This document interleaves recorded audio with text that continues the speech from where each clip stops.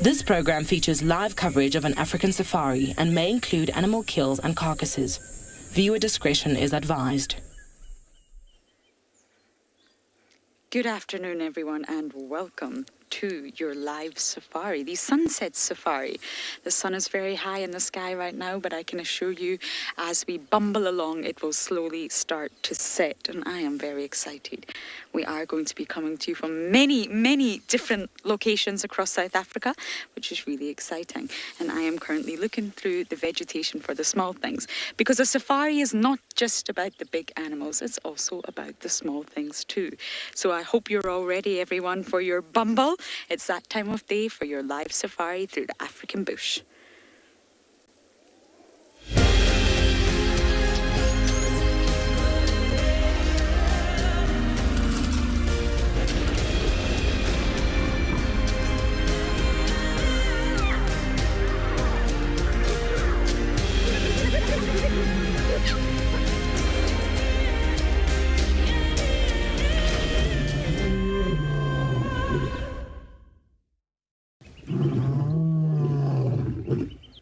Welcome aboard, everyone.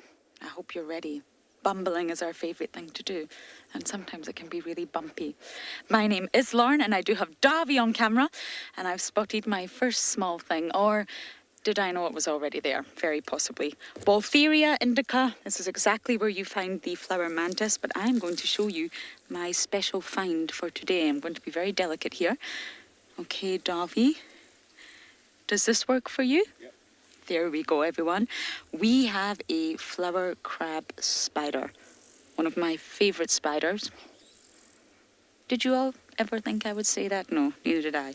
But just like the flower mantis, it's exactly the same scenario here. Blending into the background, not necessarily trying to look like a flower, but trying to blend into the flowers. So here, this tiny little crab is yellow because the flowers around it are yellow. They come in many different colours, and I'm just going to let go, Davy, and do a little demonstration of what's going on here. Oops. So this, just like a crab, and that's exactly what it's doing. It's got its two legs in the front on the left, two legs in the front and right, out like this. And it's not trying to give me a hug, I can assure you. It's trying to wait for anything to come along and bam, ambush. It's a fantastic way to catch prey. So I'm now going to show you him again. He's moving a little bit. Gorgeous, gorgeous colour. So this is your live safari. All this action is happening as you see it. And of course, that means you must talk to us, everyone. On this very, very hot, sunshiny day, please do send in your comments and questions. You use the hashtag WildEarth on Twitter, at FC on the YouTube chat, or you can head over to the WildEarth website, register, and then submit your questions there. Before I forget, kids, we're moving. Kids, please do email us. We love your questions. The email address is kidssquestions@wildearth.tv. So now that I've got that out the way, you see what's happening here is getting into position. And that position that I just probably not so elegantly showed you is the position that a flower crab spider will always be in. And if you also notice, he's on the underside of the flowers. So he's not like a flower mantis in that he's trying to pretend to be a flower to lure in the prey in the form of aggressive mimicry. This little spider's just trying to blend in. So by being underneath the flower, what's happening is the prey will come along and then get snatched up. Michelle, you're looking forward to more beautiful insects. Me too. Me too. And believe it or not, this plant is a fantastic place to start. And that's why you sometimes find butterflies, when they're hovering, ready to come to sort of unfurl their proboscis to drink the nectar, they're wary. They sort of hover, if you just watch them, they hover above the plant because they know that predators like this lie in store. So I'm just going to turn it the normal way around, Davy. And you can see right here, it's just a flower. Would you immediately notice that there's a predator lying in wait there? I wouldn't, unless you know what you're looking for. So if you're a butterfly, you're going to come, you're going to drink at this lovely yellow flower, and bam, behind lies the predator, completely camouflage. Not mimicking anything, just camouflage. So what an excellent start to the day. I absolutely love these small little insects. So Davi and I are going to bumble, see what we can find, but let's go take a look at the weather across all the different locations.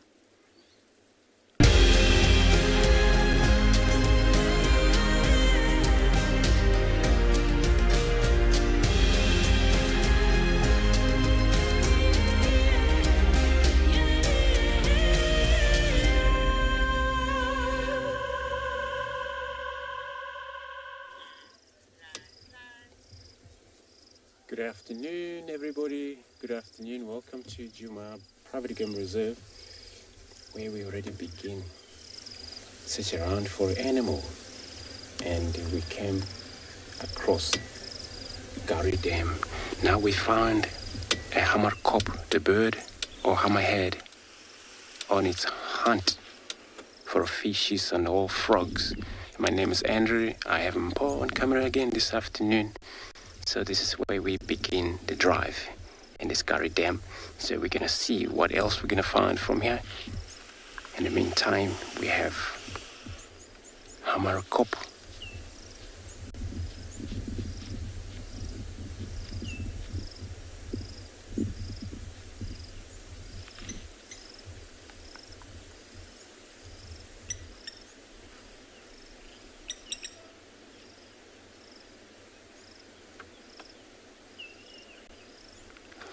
Actually, the name hammerkop relate or translate to a hammerhead.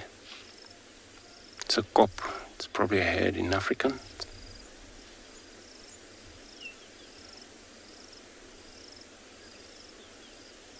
And then, of course, when you look at the back, it's got this type of a kind of like feather that it's actually overgrowing the back across the neck.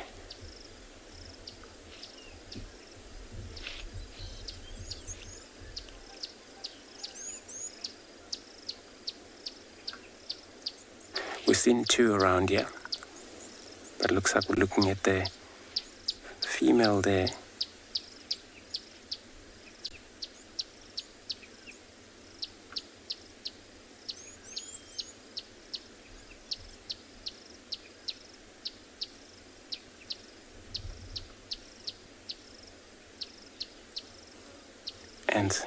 And it's doing its incredible.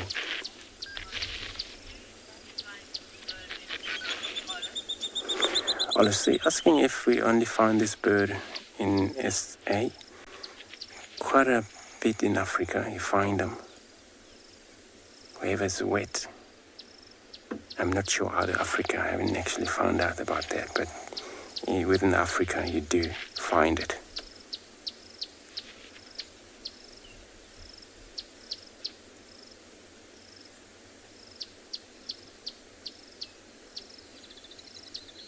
And they're pretty much where it's wet.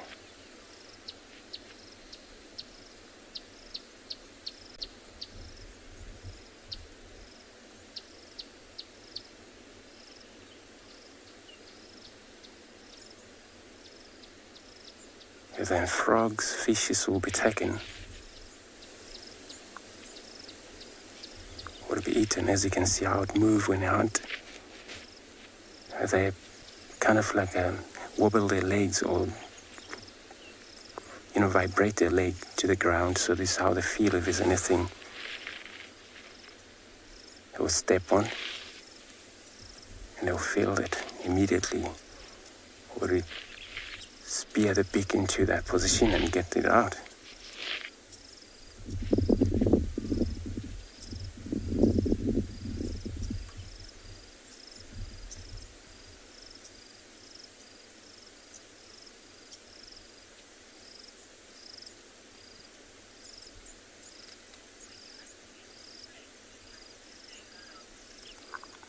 Then I'm going to continue, search around. Hopefully again we find anything for everybody. In the meantime, I'll be sending you across to Fred to say hi to everybody.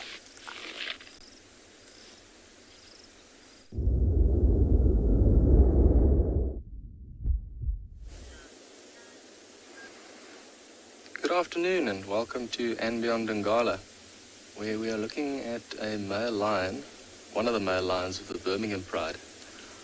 And as you can see, he is fast asleep and chosen a nice little shady spot, still on the banks of the Timavati River. There's a little bit of a ear flinch and a stretch there. But here where we are in the sun, I don't blame him at all for actually selecting a nice little shaded spot like that. Well, I'm Fred. Behind the camera we've got Owen. And our plan for this afternoon is actually based on a little bit of curiosity. We wanted actually to see if these lions would still be here, which in fact, as you can see, they are indeed.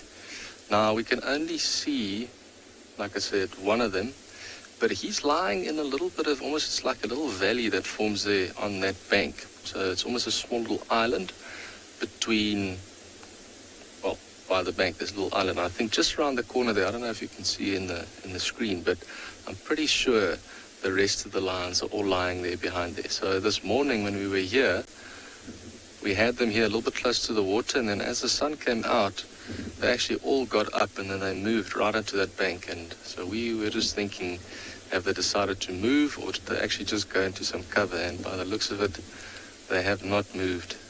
They've just went into some deep shade. But also based on the fact that I thought that they probably had something to eat last night, with their bellies being quite full, I thought it would be quite strange for them to actually move away from this area where there's a lot of good shade, there's good water. There actually was no need for them to move. And so it actually worked. Now there was also tracks of another group of lions that we think might be the rest of the pride. So Riley is asking, what time of the day are lions most active? So generally it's in the cooler hours of the day, so that would be early morning and late afternoon, and then particularly at night time. In between that, in the rest of the day, which in Africa, even in the winter months, it's very, very hot in the middle of the day, and that's generally when lions will sleep. Pride of lions can easily sleep between 16 and 20 hours a day. So it's essentially the majority of the day they will be sleeping, especially if they actually have eaten something. Then they just sleep a little bit more. And so if these lions were thinking of actually moving and getting a little bit active, it would be later this afternoon when it starts to cool down. They might start, eventually when they start waking up, you'll see a little yawn here and there, a bit of stretching, getting up, maybe walking towards each other with a bit of a groom, licking each other, and then one will flop down again. Eventually another one will get up again, a bit more of a stretch. They might go for a loo break around the bush, then they come back, they maybe come for a drink and will lie down, and then as that happens, they actually slowly start waking up, and it's nice and cool. You might find that the younger ones within the pride will start playing with each other. The cubs and the sub-adults will actually start moving around the bushes, and they sort of play fight, and they stalk each other, and they try and jump on each other. And then depending on essentially what the mood is of the lionesses, or even this male lion, if they decide, well, we've been here for enough time now, this is probably, I think, the third day, going on to the third day where they've been here, they eventually will decide, okay, let's move on. And then they'll move to another part within the territory. And then depending on if they actually find something there, food-wise, they might move a few kilometers here, make another kill, and if there's enough water close by, they'll probably stay in that area for at least another 2 to 3 days. And so it's actually, if you look at their life cycle, it sort of repeats itself. Very similar behavior, very predictable in some ways. But indeed, I think it was a good idea to come and look here. If we didn't come here first, I would have wandered the whole day. But I think what we'll do is we're probably going to leave these lions, because as you can see, they are fast asleep, especially the one that we can see at the moment. And I think what we'll do is we'll continue searching on the northern bank of the river, where one of the other vehicles this morning had tracks of lions, which they think are some of the other members of the Birmingham Pride, which we haven't seen for a while. So I think that's what we'll do from here.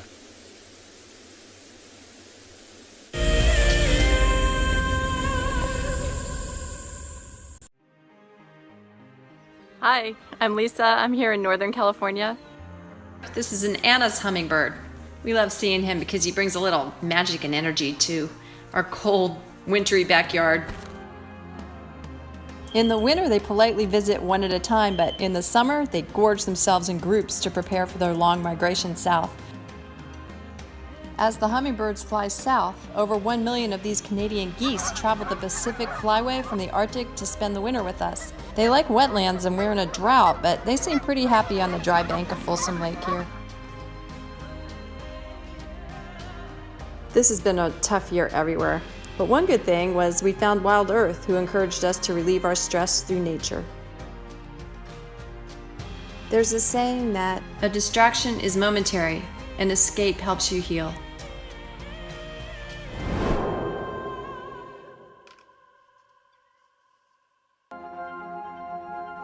What are you looking at, man?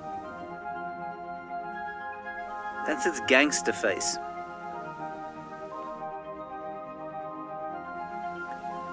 It has the manners of a common variety vagabond. Look at it, chewing with its mouth open like that.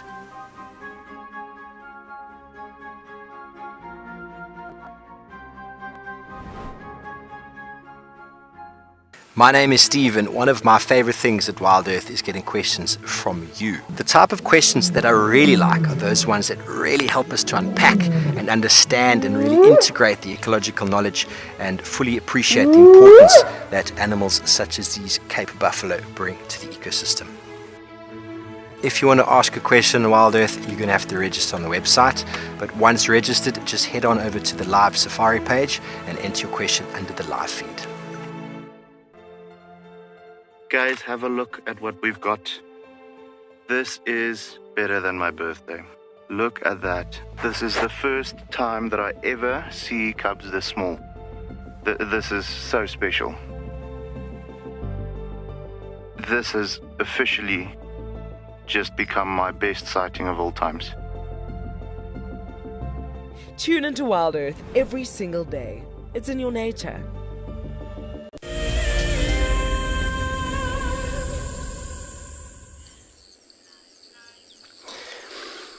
Beautiful. So we got a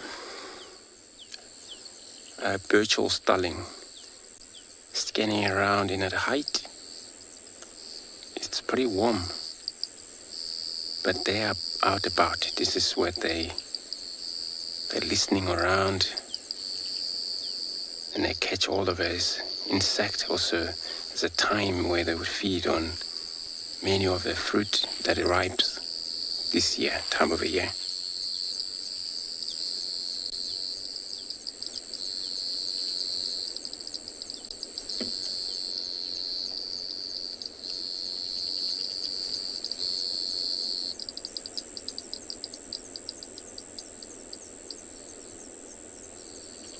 And they do breed around August, January. They are pretty much season bird. And also in October, November, depending on where they are, mainly like 2 to maybe 4 eggs in a hole. Tree hole.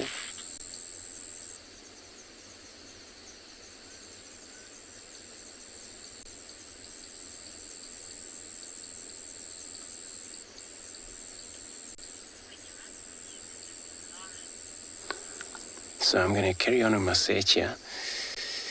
In the meantime, I'll be sending you across to Lauren.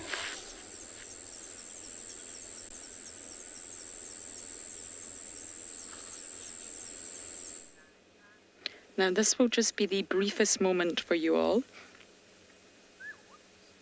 Hi guys, we have Braveheart tucked inside, I think in Gwazi, and there's another little one off to the side. Now there's no adult, but we are allowed to come here and check, and I wanted to give you a view, and I'm going to tell you why in just a moment.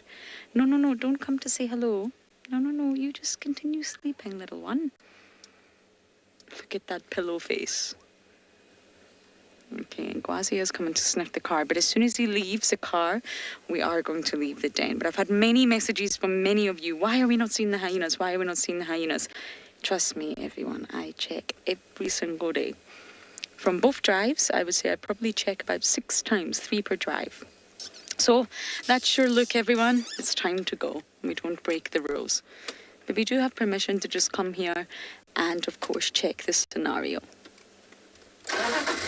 So I do check, but they're primarily nocturnal animals. So we are actually just very, very lucky that we get to spend as much time with them as we do.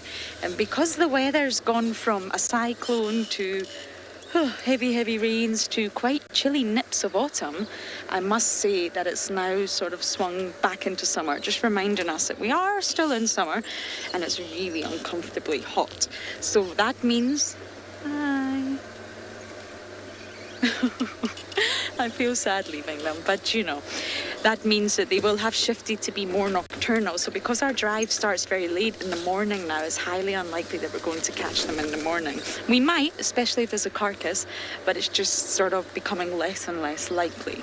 Now in the evenings, that's perfect. So I'll definitely come back at sunset today. I really need to have a good hyena den sighting and spend time with them all. But I just wanted to show you the cubs, and sometimes you don't see that. We come here, we check, it's just the cubs, and then we leave again.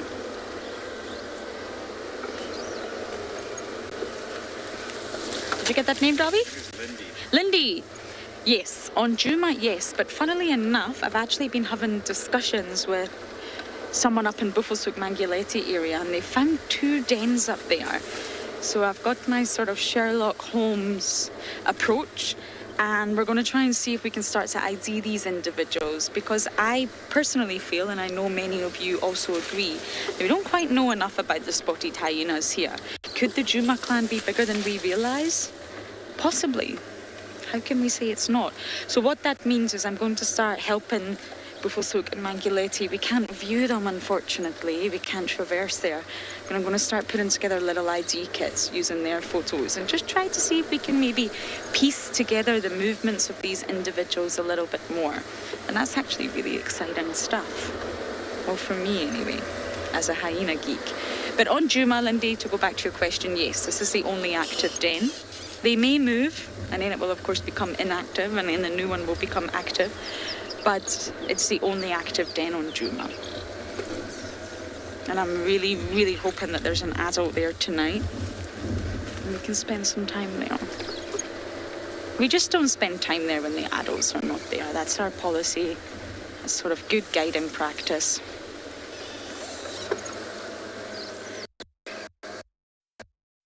Oh, Branchies here, and as I do that, we are going to send you across to another live location.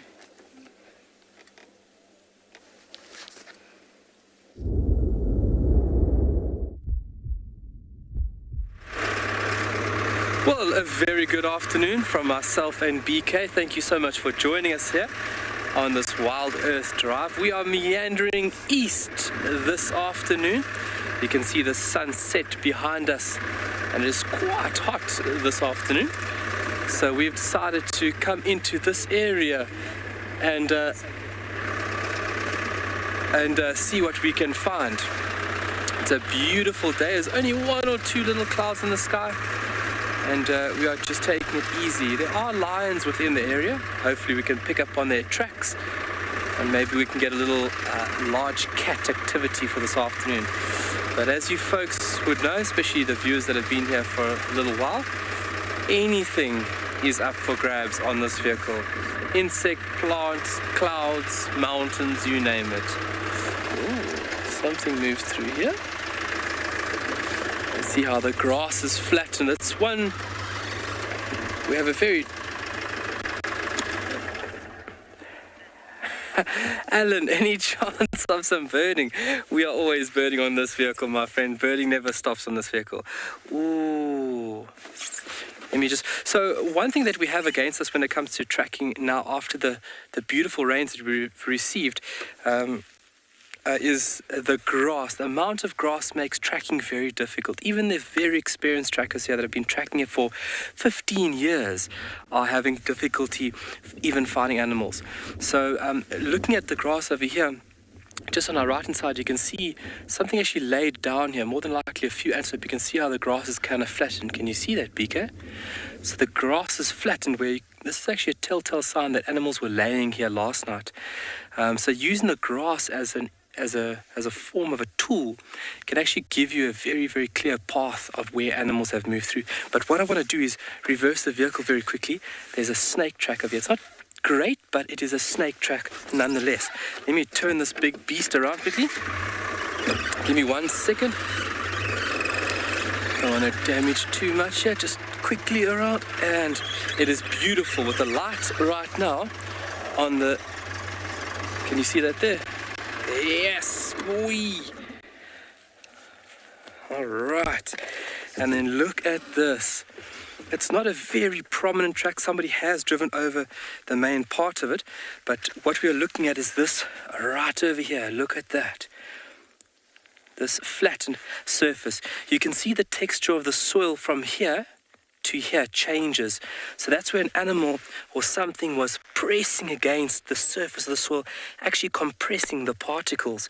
And you can see from the width and the way that the soil has been pushed, pushed would be the right word to use it. You can see this is definitely a snake. This is more than likely a cobra, the way it's moving. So a cobra has a very distinctive movement in which way it moves its body, unlike a puff adder that uses its tummy or ventral scales or abdomen scales. This animal will use parts of its body, and you can see it's almost pushing the soil up over here, showing that it's actually thrusting itself forward. Very, very beautiful. It actually moved like this. It came in the road, it moved in here, and it moved around like this. This little piece over here, let me just get a pointer for us. This little piece over here is actually its tail, the very, very end of its tail, dragging along in the sand, and then it's gone through that way. Sarah, is it safe for animals to lay in the ground when there's snakes around? Sarah, is it safe for animals to lay in the grass when there are snakes around? So a large mammal, the body size of this animal is a fairly... Just the sheer size of the animal would create a lot of disturbance. And a snake doesn't have external ears. They have internal eardrums or internal mechanisms to pick up vibrations. So an animal walking like this over here, that snake can feel those vibrations. And that snake knows that that animal is very, very big. And if that animal is very big, you want to make sure that you are far away from it. Snakes need to be very sneaky out here. A lot of people come to Africa and they always ask, where are the snakes? Snakes have to be very sneaky. First and foremost, no way or ability to regulate the internal core temperature. So this hot sun, if a snake had to be laying out here now, its body internal core temperature will just keep on rising until it meets the ambient temperature or the environment, and that would kill the snake if we have a 30 or 35 degree day. So they have to move in and out of the shade to regulate their temperature, but then also so many things predate on them, especially birds of prey. So a big, large mammal moving through here, like a buffalo, it's going to create a lot of disturbance, and that snake's going to pick up that vibration and it's going to go the opposite way. So it's safe for them, and don't get me wrong, it does happen where animals do get bitten along the hooves and that by snakes, but a snake would want to avoid a large mammal at all costs. But such a beautiful scene, and look how lovely this grass is. Looks absolutely fantastic. It's in basically the seeding phase now, and it's just got this beautiful silky sheen to this species of grass. And if BK gives us a little view down over here, it is absolutely breathtaking at this point in time. I love grass so much. Its obviously ecological role is so important because so many things rely on it.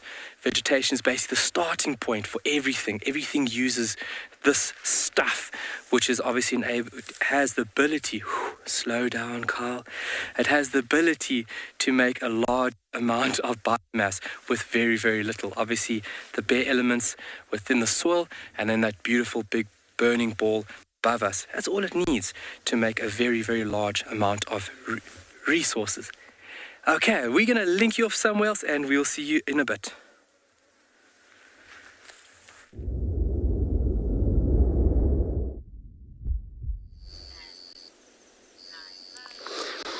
Thanks, Kyle.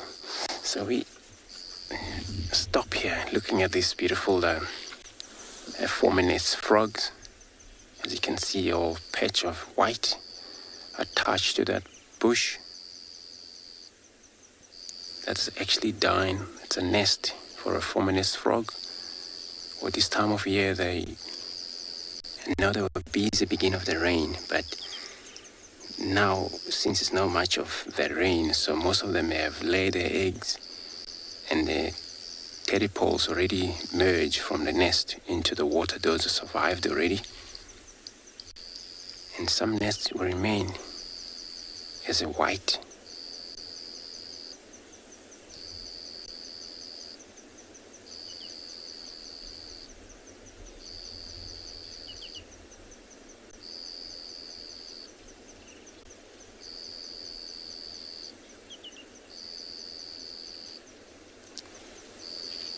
And the Formanist frogs are type of the frogs if usually in a bushveld and also around a building, humans' houses. You may come across them perching in one of the shed and they seek for a shelter during the day.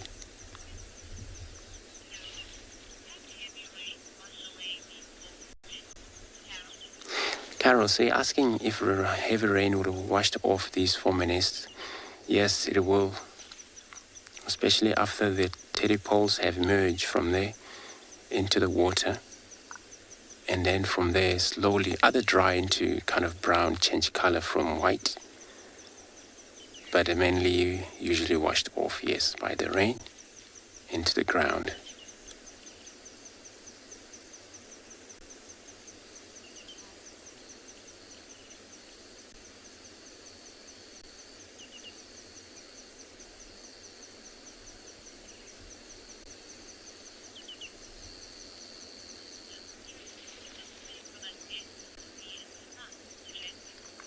Trent, so you're asking if it's safe for the nest to be out in the sun. It's not actually safe at all, especially if it gets burned for a few of the weeks, and then resulting in eggs dried off inside the nest, or failure of the hatch of tadpoles. And that's why it's so important. First things in that summer, they got during a rain mate and form or get around. So the structure of the nest, actually male and female involved at the same time. But the female lays eggs, where the male right on top of the female, fertilize the eggs, also help the female display these legs to form this kind of secretion into form, where it's a forming nest that is remaining.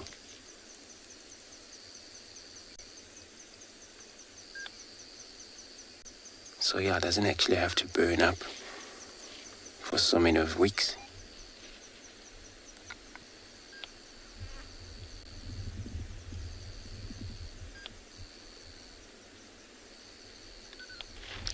And these tadpoles are so important when they drop from that height, where underneath there it's a point of little of water, which is a good idea that when they come out of there, they'll emerge back into water immediately.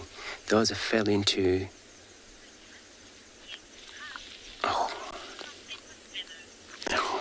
those that fall into hot ground and they perish, they died because they can't reach water. So I'm going to carry on searching. In the meantime, I'll be sending you across to Kyle's.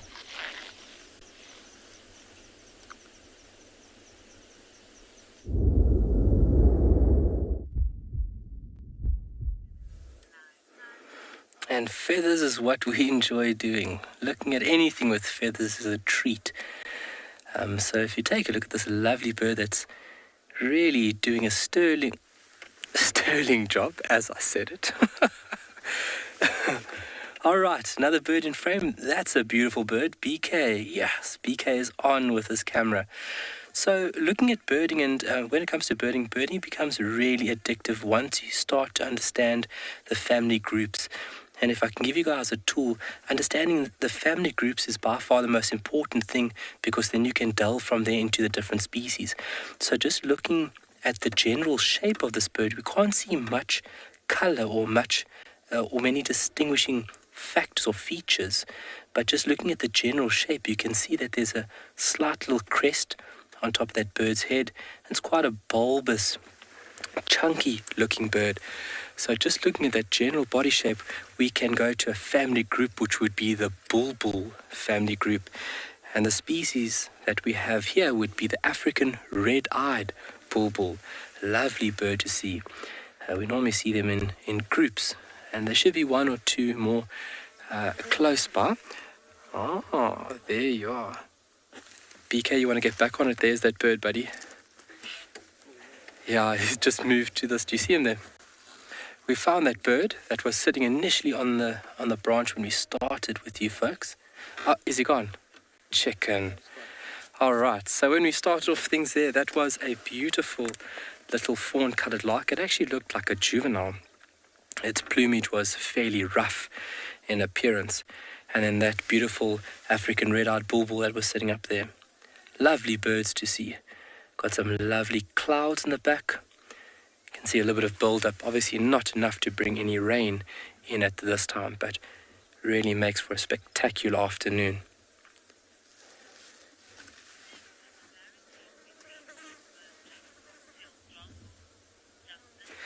Justin, is there, I think the question was a similarity between, I think you're referring to the bulbul and a fork-tailed drongo.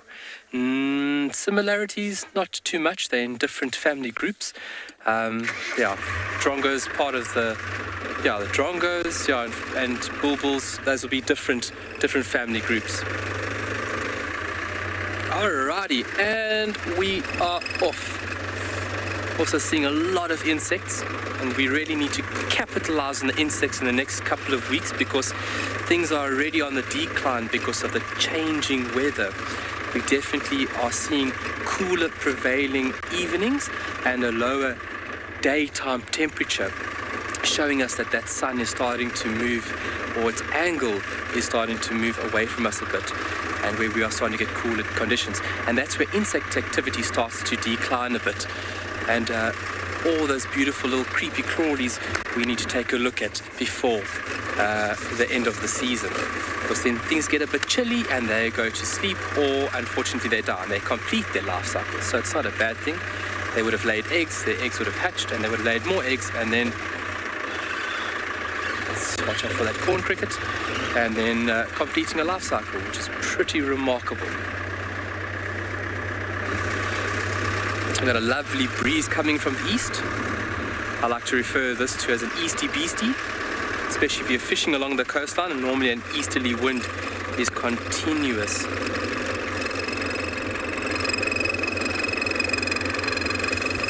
Sonia, what insects would come out during the winter season? Very few and far in between. It gets so cold here, Sonia, that every single night is below zero. So for an insect, that is fairly chilly. You might have a beetle or two here and there, a few other insects here and there, but hardly nothing. Winter is a very, very harsh period. If you don't have the internal mechanisms or the ability to regulate one's internal core temperature, it becomes a very, very harsh area to be in. What was that? Oh, on top of the tree there? Oh, yes. Let's just reverse it here for us. Oh, do you see on that shepherd's tree, BK? Just to the left-hand corner. You got it. Oh, we can just see the beak. So obviously beak is a very, very important tool.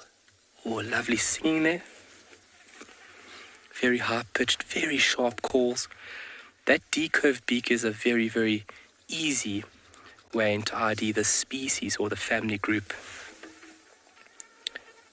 Let me actually see if I can pull forward for us, BK. I hope it doesn't fly. Oh, and as I said it. Okay, do you see where it went? Beautiful open view of it there. You see it there? Got it. Yo, BK's eyes are sharp. Oh, look at that. Lily, how many birds do I have on my bird list? Oh, I think it's around about 472.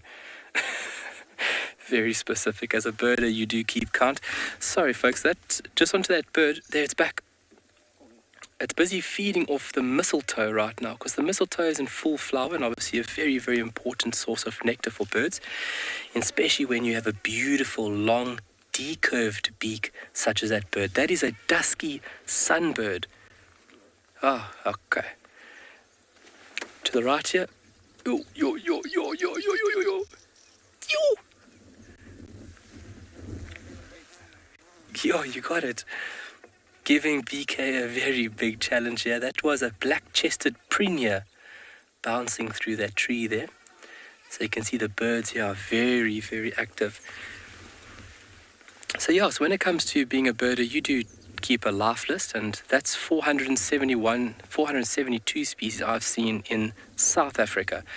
I haven't birded and traveled into the southern part of Africa yet for birding, but I cannot wait to do that. I have had the luxury of going to India and birding on the subcontinent, which is also very, very varied and a great diversity of birds. Yes. Oh.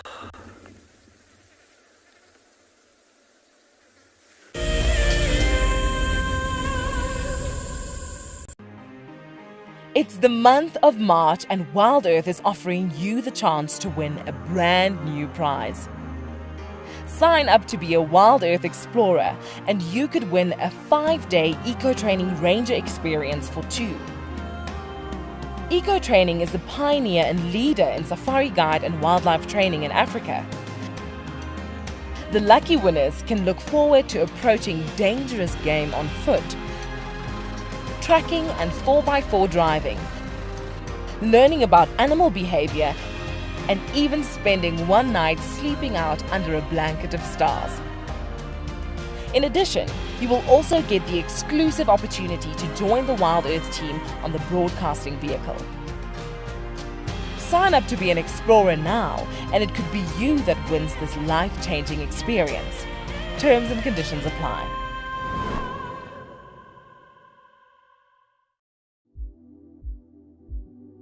We get asked quite regularly what are the differences between African and Asian elephants. We caught up with Haresh, who's from Leopard Trails, which is based in Sri Lanka. Of course, size and weight is the first thing you notice. The African elephant is much bigger than the Asian elephant. Tusks. In the Asian elephant, it's a very small percentage of male elephants only who have tusks. I was told that there's a theory that the African elephant's ear is in the shape of Africa. The Asian elephant has a much smaller ear. The elephant represents the bush and the jungle in Sri Lanka in a quintessential manner, and I think it's very important that we do whatever we can to protect them. Hi everyone, my name's Daniel Fisher and I'm going to be your guide this afternoon. I'm looking really forward to taking you through and showing you all the beautiful places here at And Beyond Ngala. If you have any questions, please register on our website. Once registered, go to the live page feed and post your questions underneath the live feed. Join me on my next safari through And Beyond Ngala on Wild Earth. Send me live questions through the Wild Earth website and I'll answer them live from the African bush.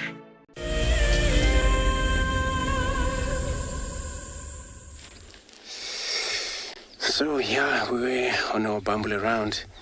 So we stopped here because of the tree. Very beautiful tree, looks like it, but of course it's been disturbed. Tip end of it looks like the elephants have worked on that, feed on a little bit of those. Yeah, still small belenati trees or torchwood, a tree.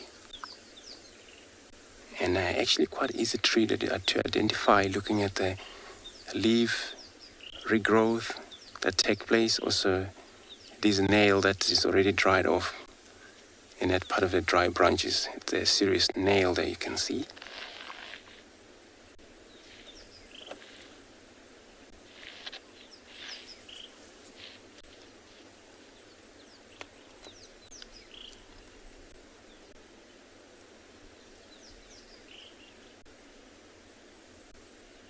And then one of the tree out here, they usually grow up very much tall, up to about 45 meter high up.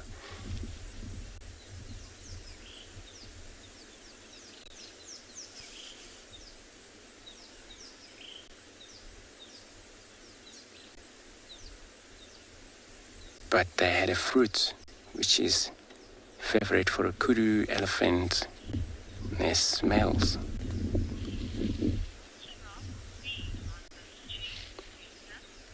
Lusa, you're asking if giraffe would feed on this tree. I never seen giraffe feed on Belanati trees itself. Maybe they do, but I actually haven't seen that. But for kudus or other browsers, such as an elephant, they would do. But it actually, I don't think it's a toxic for many of the other species, so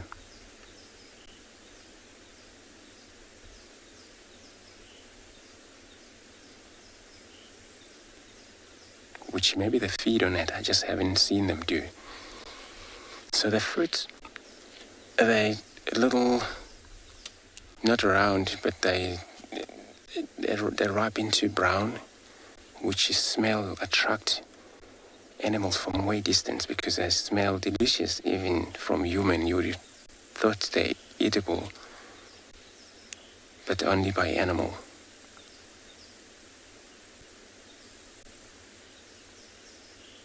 And they kind of like, there's one of the tree they used it long time ago to burn fire using it because it provides oil. Those fruits, when you light a match in that, ignite very quickly and pick up the flame.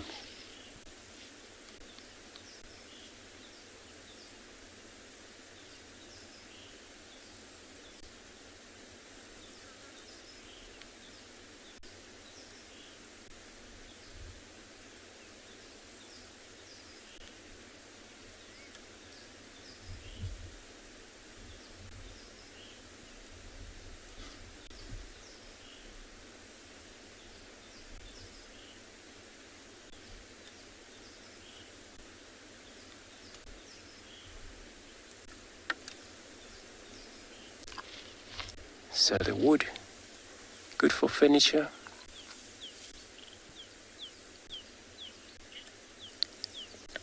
Like people use them quite a lot for, carving furnitures and things like that. Where it comes less trees, outweighs a lot of activity of a human.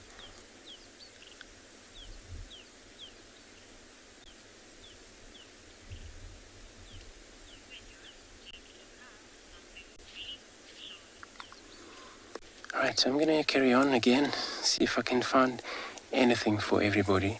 I'll be sending you across to Kyle to something to shore.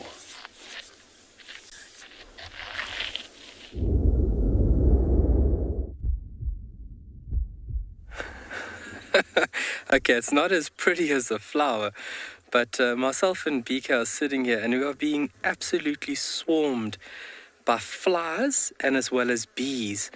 So this is my very white leg suspended up over the steering wheel. I was showing BK and then we had such a chuckle about it. I'm busy basically doing like a big yoga pose right now. But look at the diversity of these animals right now. So you can see an animal will not engage into an aggressive oh, don't sting me. It felt like it was going to sting me. An aggressive circumstance. It's only when an animal is pushed or basically harassed that animal will react. I mean, these bees are sitting just absolutely perfectly on my leg and not doing anything to me. And what they're doing is they're actually lapping up moisture or minerals from my leg. And you can see the diversity. There's leaf cutter bees. There's this, I think this is a lesser red leaf cutter bee, this very, very large black and white one. And then there's smaller, like almost like wasp-like species. If you go up to the top there, BK, I want to show you, just look at the little one right on top there. You can actually see the pollen at the back of the legs. That's a leaf cutter bee right on the top there. That one there that you are now, you spot on, buddy. There's about 5 or 6 different species of bee right now that are just attracted to my leg. And obviously moisture, with the moisture there is minerals that these insects would need. And that's also very important why all products that you use should be natural. Not only for yourself, obviously most important, because this is a very, very absorptive part of your body. It's also the largest organ is your skin. But just think about these little insects now that are lapping up moisture. Why is the one bee totally black in color? That's just a specific bee. So this chap now that BK was on, this very large one, and you can see the size of it. I'm just going to put my thumb here. I mean, look how large it is. It's a fairly big insect. That is a specific species. And then look at this small wasp over here on my knuckle. Look at that. Look how tiny that thing is. Now in comparison to my thumb, look at that. That's minute. That's a little wasp. I wouldn't be sure of a species. I would have to look that up. But I mean, look at the variety. From so small, look at how it scales up. Look at that. Absolutely incredible. And then look at the pollen on the back legs of this little bee over here. You can see the yellow legs. That's all the pollen that little animal is carrying back to its lovely nest. They definitely like my leg. But you can see how nature just wants to do its thing. As long as you don't harass or pester something, nature just does its thing as its intent. Oh.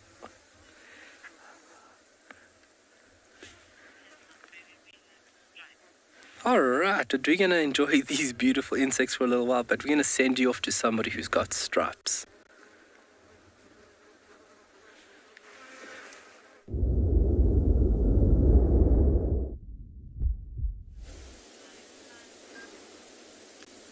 Stripes indeed. So we've left the river and come to this area where we've managed to find a few zebra. And a very, very pregnant one here on the left. You can just see how her stomach is a lot larger than the other ones. And she's actually got a very unique little stripe pattern as well. Comparing to the other ones, she seems to have much more darker and thicker stripes. This is actually the first thing that stood out to me when I saw her.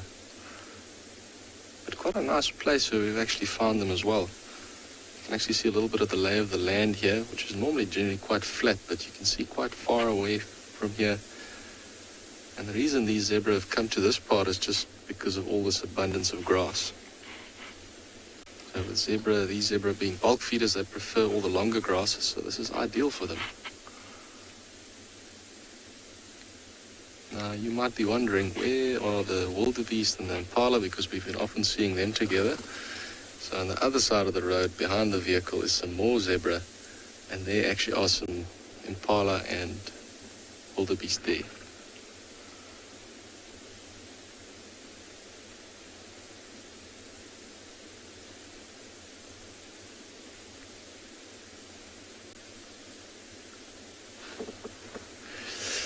Alright, well also I've just been looking now to see what these ones are getting up to. There was also a ground hornbill that was feeding on the ground, but he's just hidden between the grass here. The one thing that also keeps catching my eye is actually this, the wagging of the tails of these zebras. You can do see that obviously biting flies really, really bother them. Which is actually a nice time to talk about the stripes, because there's been so many different theories about the stripes of zebra. And I recently read something that was a study done by a university to try and look at other possible reasons for zebra having actually stripes. And it seems that, okay, apart from potentially giving them camouflage or, confusing predators when they're in a big group like that, the study showed that it might be more to do with controlling biting flies.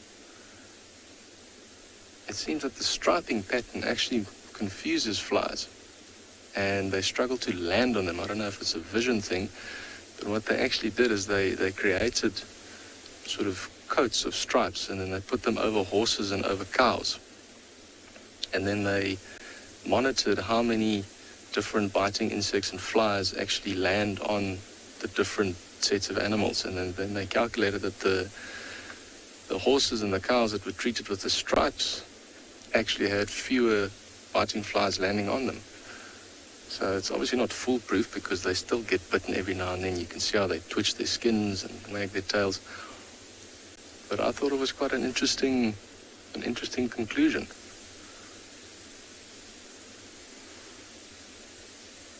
Also, I don't know if you can see, but how that skin is actually twisting or twitching. What's interesting, when they come close to the vehicle, you actually can hear the sound of their skin. When they're right close to the vehicle, it's almost like a when they shake their skin like that. But what we're going to do, we're probably going to leave these animals to continue feeding and see what else we can find. In the meantime, we're going to send you over to Lauren with something in a nest.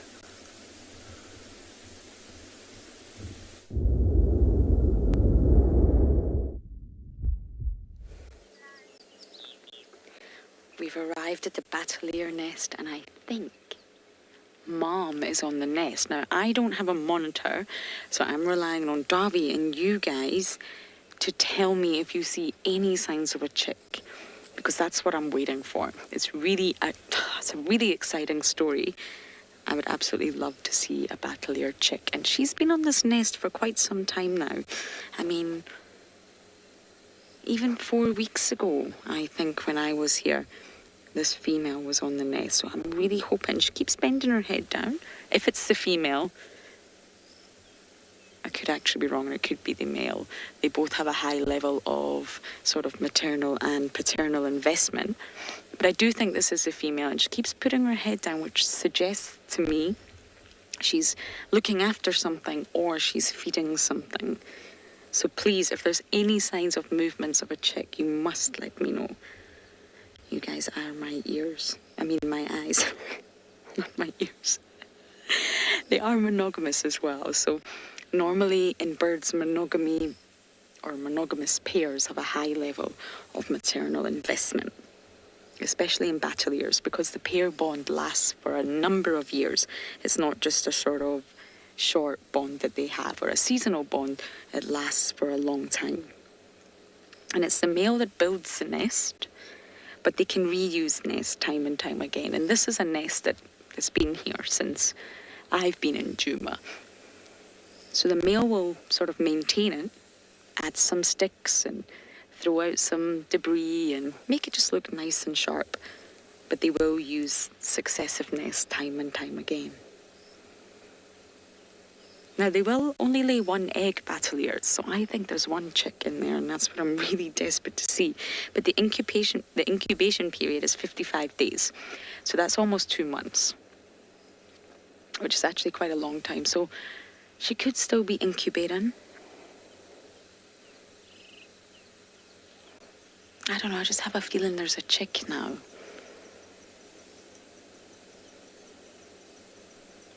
But of course the nest is very, very high up, which makes it slightly difficult for us to see. Come on, Batelier, do you have a baby there?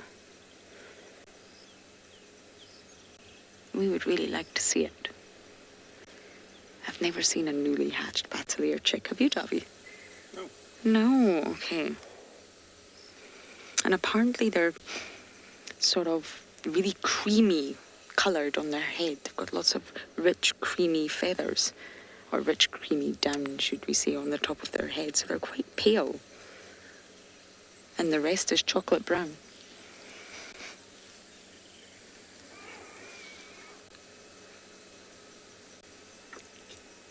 Okay. Do they mate before building the nest? I imagine it will all sort of happen simultaneously, but this nest has already been here, remember?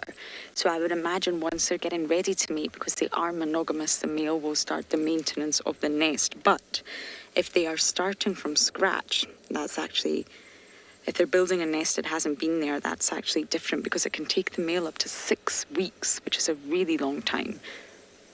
But if they're just using the same sort of nest that they always use, then I would imagine it would sort of all happen simultaneously.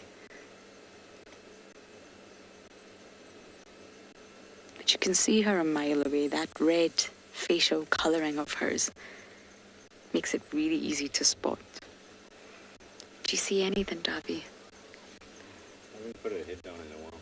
She hasn't put her head down. When we first arrived, she was really bending down. She was doing something, and it looked like she could be feeding. But I can also see she's not put her head down in a while.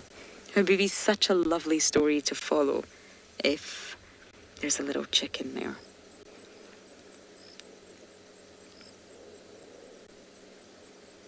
And both sexes, both the male and the female, they really do contribute equally to the raising of the chick.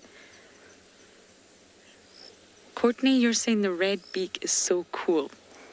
Very. It's so striking.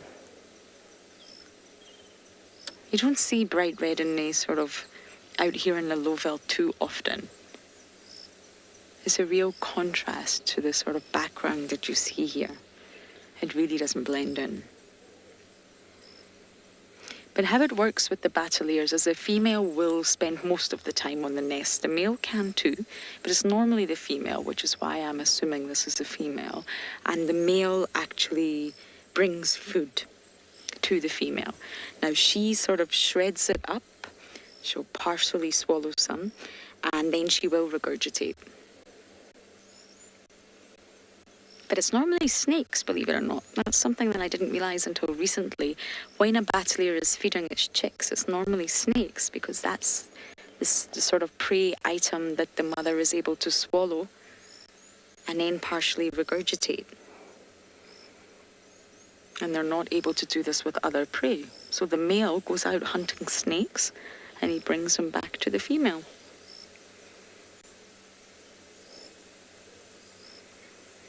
But at 6 weeks old, the chick can self-feed.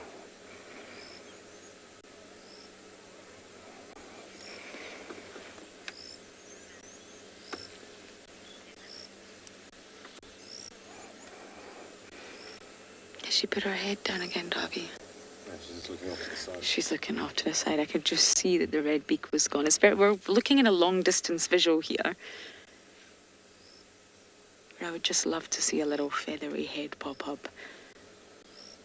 Got to follow the Wahlberg's chick for a little while, the spotted eagle owls. I'd love to follow a Bateleur.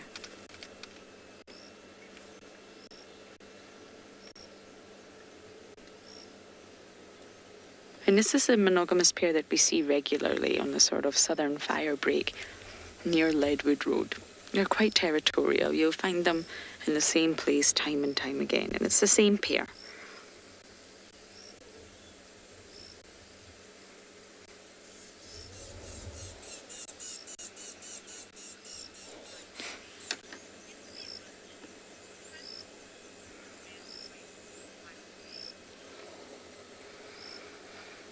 White mane, you're asking what kind of food would the male bring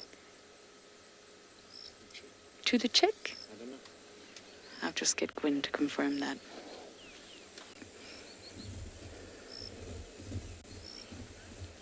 I actually just said that, but I will just repeat it for you. So it's normally snakes for the chicks. So the male will go out hunting snakes and bring them back to the female. She'll chew, partially swallow, and regurgitate for the chick, and he can self-feed at 6 weeks.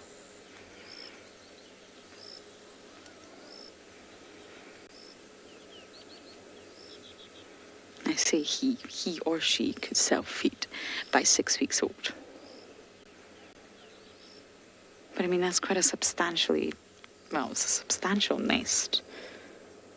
So there's also a chance that we may never really get to see the newly hatched chick. She's looking down at something. I think we just need to keep checking day after day. See if we can see any movement, any stretching. Stretching of the body, stretching of the wings. Because as a chick gets older, naturally it starts to move a lot more. Okay, I think Darby and I will just stay here a few more minutes, see if we can see any signs of movement, and then we're going to bumble on to Chitwa.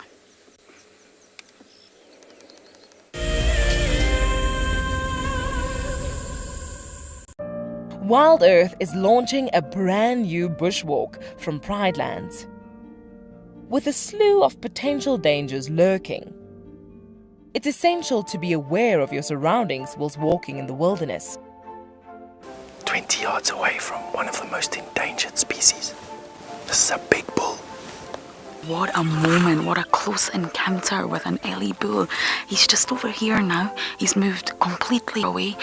Being on a bushwalk and seeing a leopard, I mean, it's ridiculous to be this close to a leopard on foot and for him not to run is absolutely insane. How crazy was that? Through the gap there is just the back of the head of a male lion. He is absolutely unaware that we are here right now. I tell you, seeing lions on foot, it definitely brings out the caveman in you, this little scared human being. Our bodies are made up of about 60% water, which means that in a very short space of time, you can dehydrate completely. A relatively efficient way of collecting water early in the morning is to take an absorbent material like a sock and to walk through the grass, absorbing the condensed dewdrops on the grass. Once the material is saturated, you can then squeeze it out into a container, or you can suck it out directly into your mouth. Hello, I'm Marna, your Wild Earth Safari Guide from and beyond Gala. What I really like about connecting with Wild Earth viewers is that we get to speak to viewers instantly, and I get to show you this beautiful property. If you want to ask me a question, register on the Wild Earth website. Simply head over to the Live Safari page and you can submit your questions there. Join me or one of the other guides twice a day on Wild Earth. Look at this, the little one is up and about. Certainly hasn't had enough milk at this age. No amount of milk is enough. Oh, Corky. Too sweet. Oh, look at this.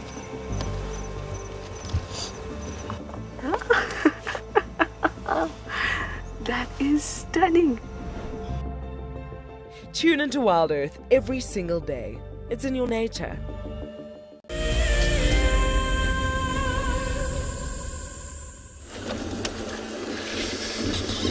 Alright, so we also gonna bumble around,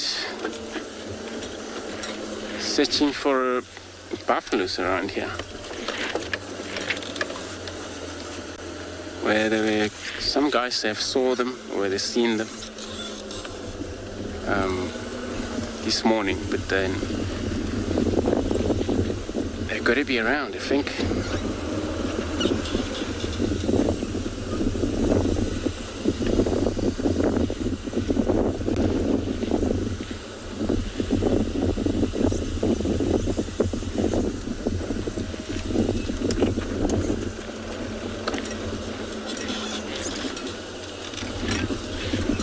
During the day they will be moving, because they move a lot during the day, light.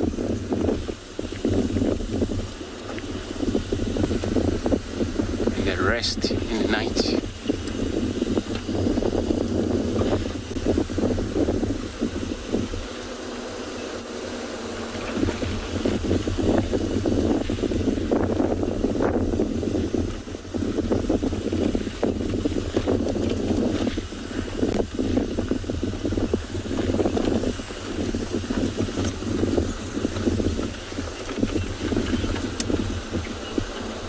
When I was asking when last I seen a snake in Djuma, I think I seen snake, well, it was a long time though.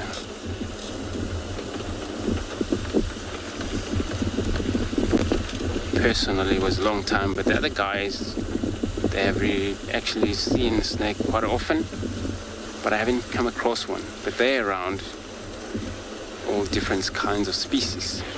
Mambas, cobras, others, even this python as well.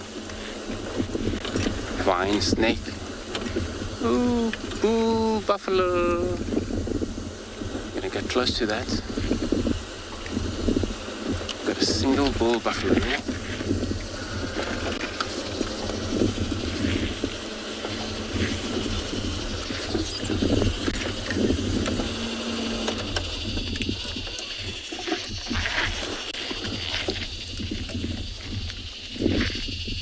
So this is one of the signs that it's got to be more of a herd of buffalo around here. We've got a single individual, single bull lying in that pool.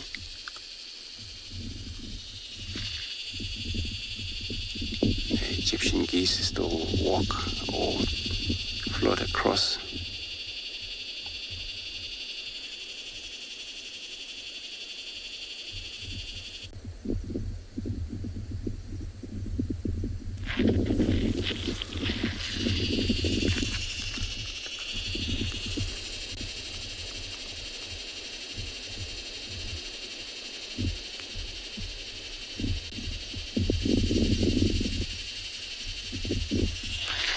So here's chewing cod. Always perfect. Being in the water. They're not actually water buffalo, they are African buffalo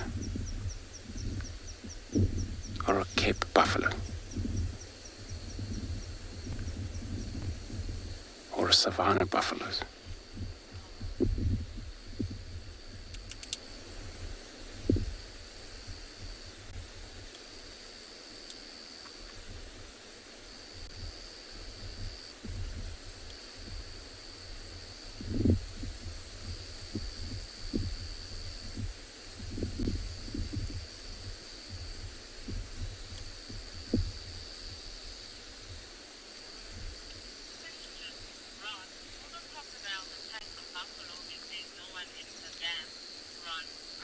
Ron, so you're asking if there's a crocodile will attack the buffalo. They will attack the buffalo if there is a decent croc. But I doubt if there is one in this watering hole here. But usually crocodile, they have a lot of chances when they push too much to get whatever they get.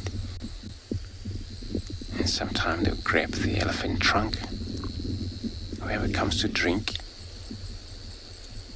But depend if it's actually decent. Croc will definitely go to attempt to grab on one of the full-grown buffalo like that. Will get away, but definitely gonna try.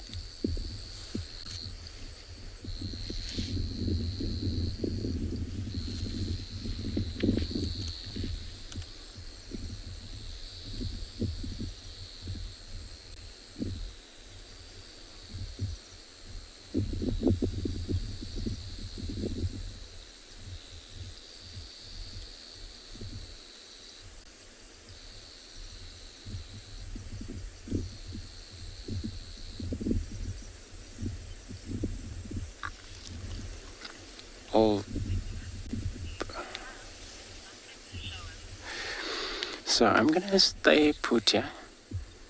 In the meantime, I'll be sending you across to Kyla with something to show.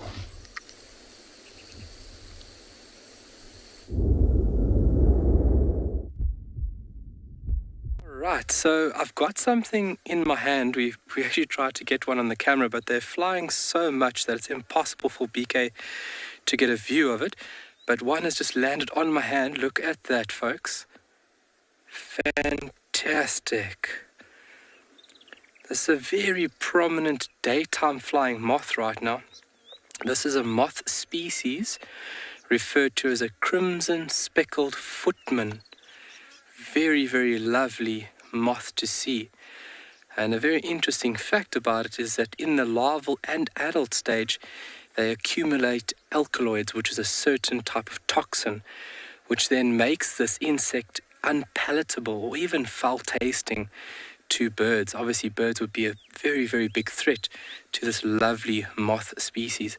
But what a fantastic moth to see, because they are very active and they only sit on plants for a few minutes and then they're off. But having this chap just sit on my finger is actually quite a treat to see it. Otherwise, you wouldn't get a very good view at it. So moths, obviously, you do generally find them more active under the cover of darkness. Hey, what's happening here, buddy? Making me nervous. But you do have these species just like this over here being daytime flying moths.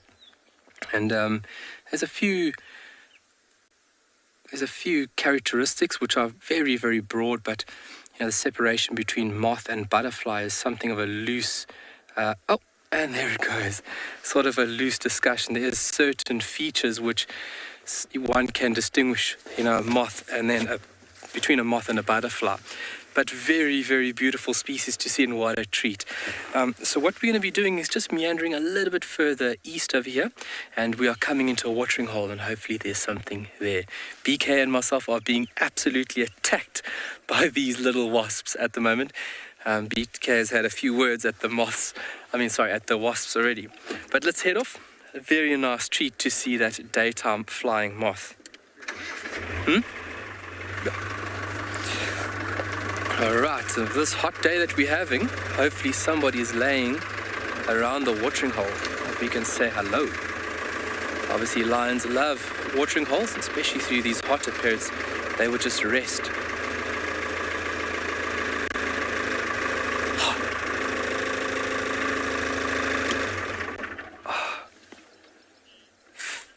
Fantastic, a new moth species for you. I'm so happy to hear that. The diversity of moths is absolutely mind-boggling. I think that's one aspect of the natural world that has impressed me the most here at Tswalu, is the variety of moths. It is just so broad, and you get into these small little families called geometric moths. You get hawk moths, you get emperor moths. The geometric moths are small moths, but the sheer scale of the forms, different forms that one can see, is absolutely entertaining. It's almost like taking diversity and just adding a little bit of spice, and you have this variety of different species, which is very entertaining. Oh, there's a sandgrass. There's two sandgrass. Hello, sandgrass. Oh, don't run away from us. We want to say hello. Let's see if we can sneak around the corner here without disturbing them or letting them fly away. Sandgrass spend a lot of time on the ground. Oh. Can you see it there, BK? It's just on the left-hand side, and I think it's actually just out of view for you. The bird, the sandgrass here on the ground, in the shadows, on the corner. It's right here. Yeah, it's just out of reach for Mr. BK. Let's see if I can push the vehicle just a tiny bit forward.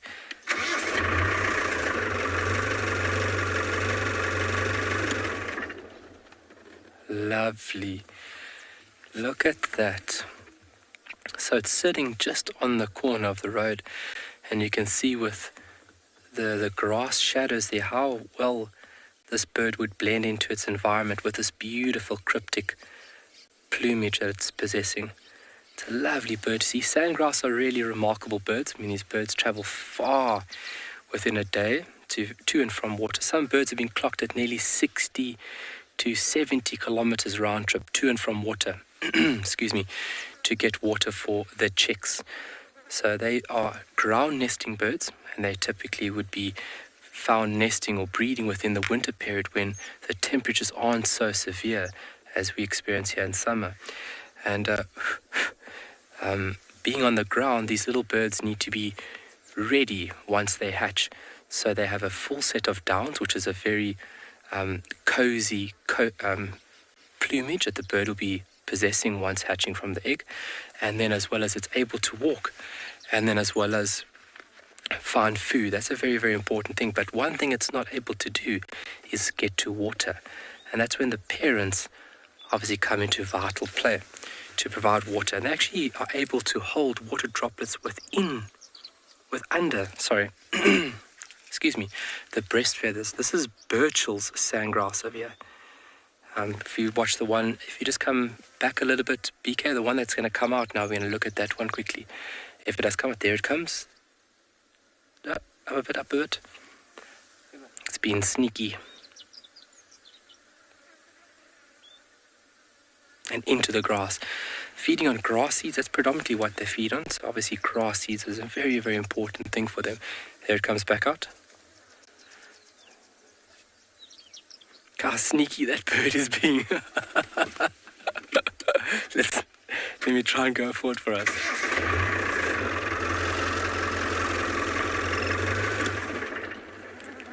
They are very sneaky little birds. Oh, and then just to the top left-hand corner, there's a little lark. Oh, it's moved around the corner already. So out of the 4 species that are found within South Africa, Tswalu exhibits or hosts 3 of the 4 species. And what we're going to be looking at, BK, if you can just come here very quickly, I just want to get a pointer. This is what we were looking at over here, the Birchall's sandgrass. And the one individual did have this beautiful yellow eye patch over there, very, very distinctive. But a lovely bird to see. And so what we're going to do is we're going to try some more birding, and then hopefully we're going to see some animals around this watering hole. But for now, let's send you over to somebody else.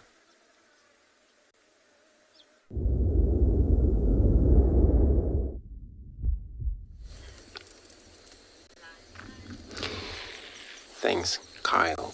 So from birding to a big mammal as buffalo lying in the water, we haven't actually moved, and we're still in this position looking at the bull buffalo chewing its cud. Very chill, doesn't even worry that we're around here.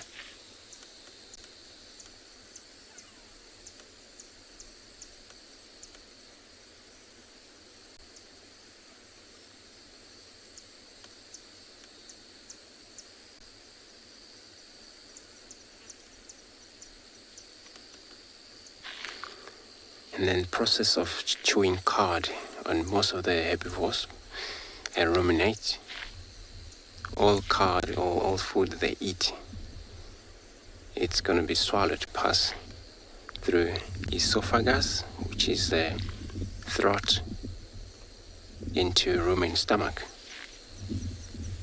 In that process, when the animal rests, is the only time we regurgitate again and chew cud. And in that rumen stomach, this is where now, where there is food would form into small balls, we'll be able to, animal to regurgitate back to the mouth to rechew again.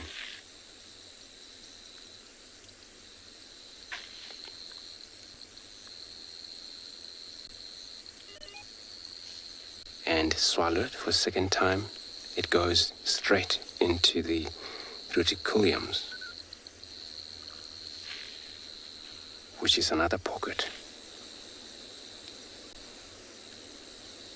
And then from there, the fiber will digest, take place, break down the cellular, and then it will go to the 4th stomach as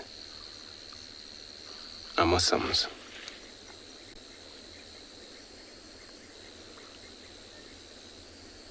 And this is what will link into intestine, where is a poop.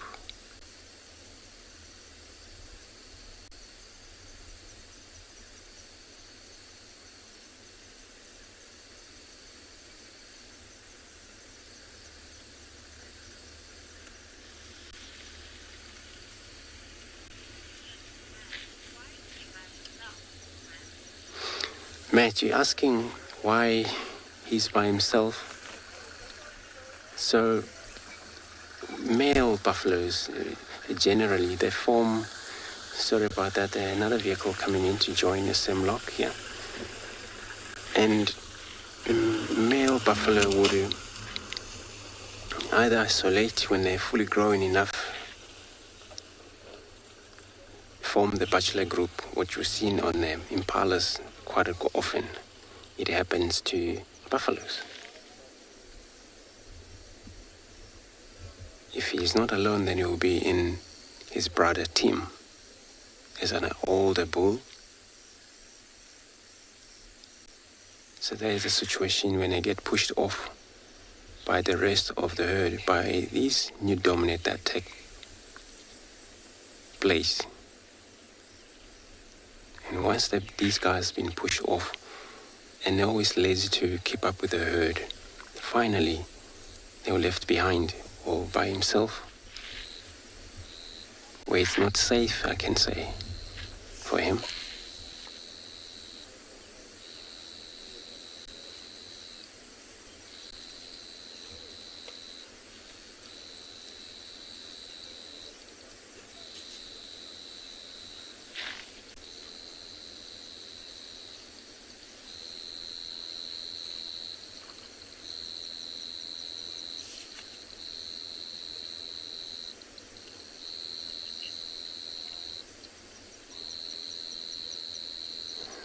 So whenever it's cool off, this is where he would move. Either, wind around in the area here. They come pretty much water independent, where he's lucky that everywhere it's wet, so he doesn't actually have to return back here. You would find a lot of mud while you're around. Where he's clean for sure. He's not carrying any mud as a protection of these bite flies yet.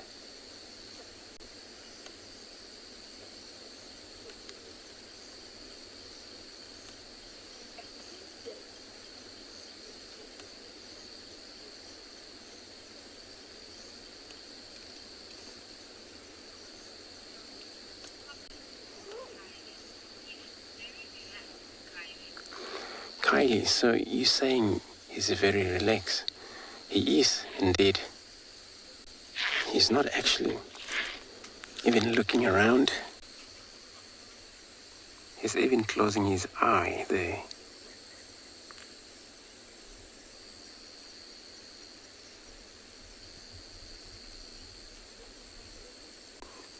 For such an animal like that, a very strong animal, buffalo, so it doesn't mean that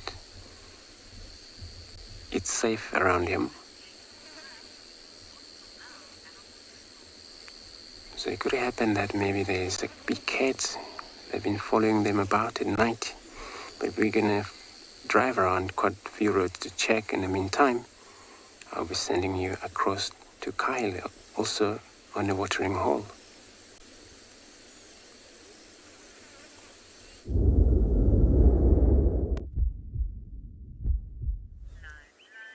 All right, well, we're at this watering hole and we have got a very beautiful bird to show you folks. It's just left off the central part. You can see that beautiful red beak and those very, very long tail feathers. This is a shaft-tailed wider. Lovely bird to see. And this is a male with that very, very strong bright plumage.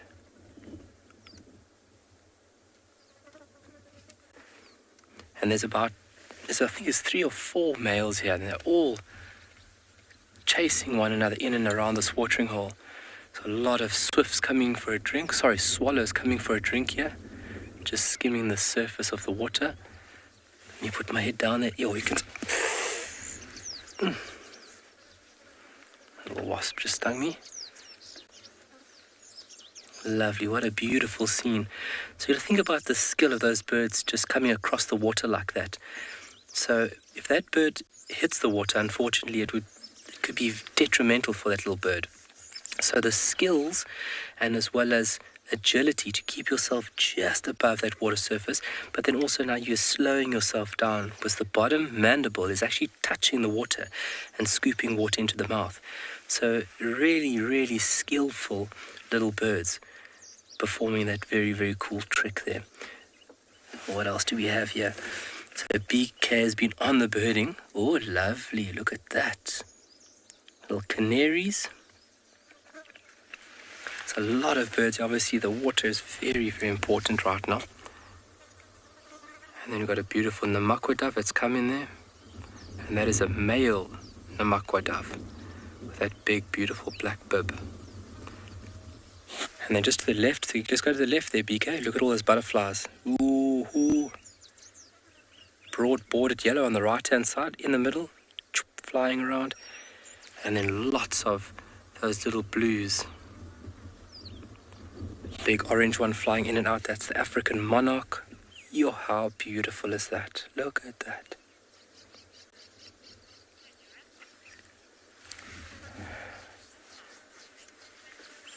Oh, all right. We're going to continue birding here, but we'll see you in a short bit. But let's send you over to Lauren, who's got something with feathers as well.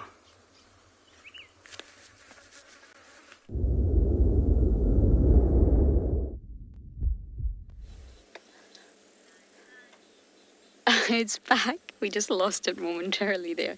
I have a little bee eater. One of my favorites, to which I have many. Very, very small birds, almost swallow size, similar sort of size to a barn swallow, but much more colourful. Very, very sharp, triangular shaped wings, if you like, if that makes sense. I can see lots of them flying around. Have you got a dovey or is he gone? He's gone. They're not quite like dragonflies in that they land back in the same position. We had a butterfly for you, but that's also gone. He's back. Ah, okay. They do land back in the same position. Eat my words. There's lots of bee eaters. I ran through some of them the other day. And of course, the little bee eater is the smallest of them all. Sorry about that. Our eastern channel's not very pleasant. I think it's the green colour that I like. We're going to also check on the brown-headed parrots, which are actually green. They were sort of, looked like they were almost trying to make a nest on one of the dead trees on Gowrie Main the other day. It was such a lovely sighting. And I don't know if they have gone ahead with it. They were chased off by a woodland kingfisher, believe it or not. But I am going to go back and check that and see if there's sort of potential signs of any activity of the parrots. Now, if you can just bear with me, I'm not able to show you my phone, but what I want to do is show you the variety of little bee eaters. Give me just 1 second. B for bee eater, Lauren, that's one.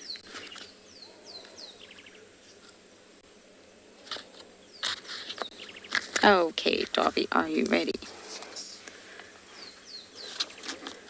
Okay, so number 1 up here is the little bee eater. That's what we're looking at. So it's quite difficult to tell from a distance, especially when you're looking into the sun. But they have actually got a blue eyebrow.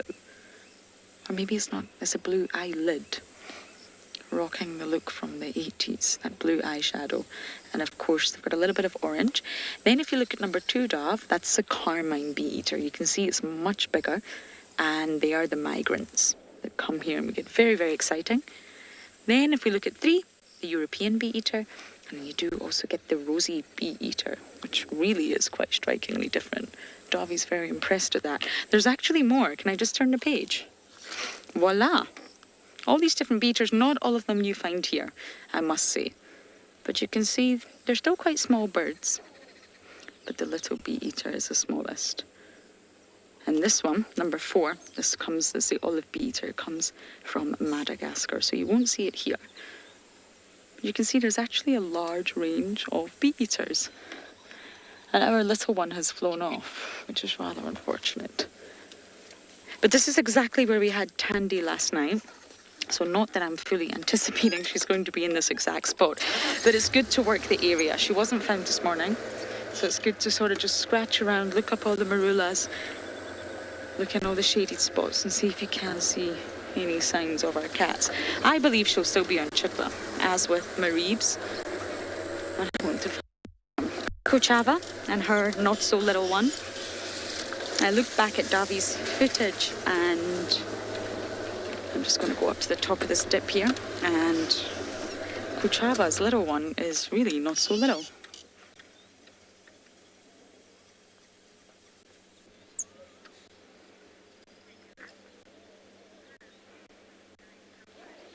Okay, we're going to continue to scratch around Chitwa, but for now we're going to send you across to Kyle, who I believe is birding.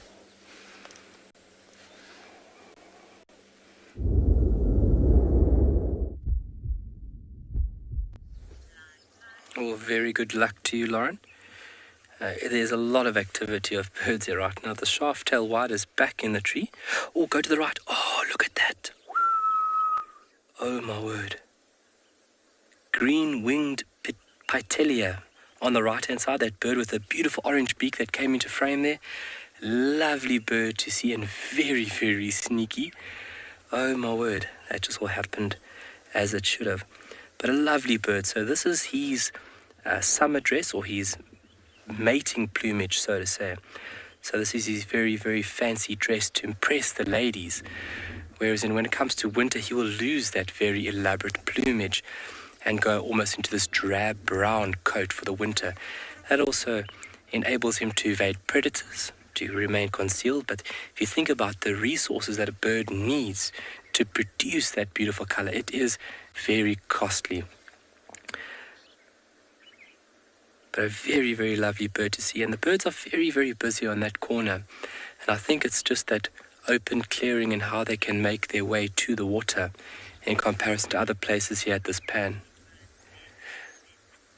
Betsy, we get hummingbirds here. No, hummingbirds unfortunately we don't have here.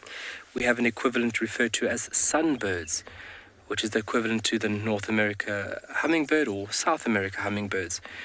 We have got sunbirds here, similar morphological structure and just not as fast of a wing beat. I mean, those birds are tremendous at hovering. All right, what else do we have here? BK, I see BK busy scanning for us and looking in the mix of things. More Namakwa doves. Oh, and there they're gone.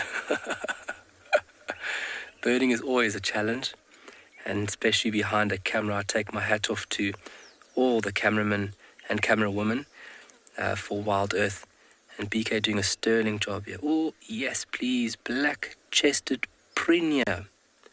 Can see that beautiful dark band across the top portion of the breast, and then that lovely long tail.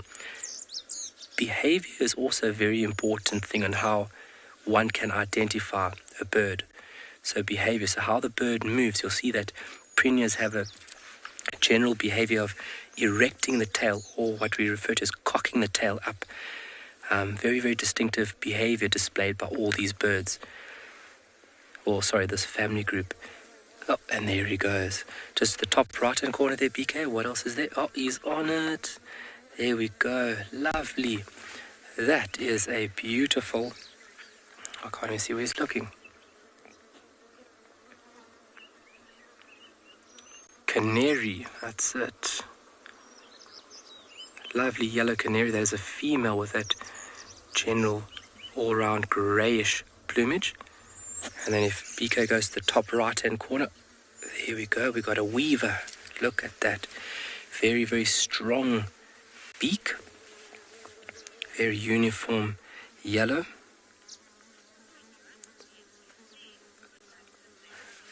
All right. But for now, we're going to continue this birding session. But let's send you over to Steve to say hello.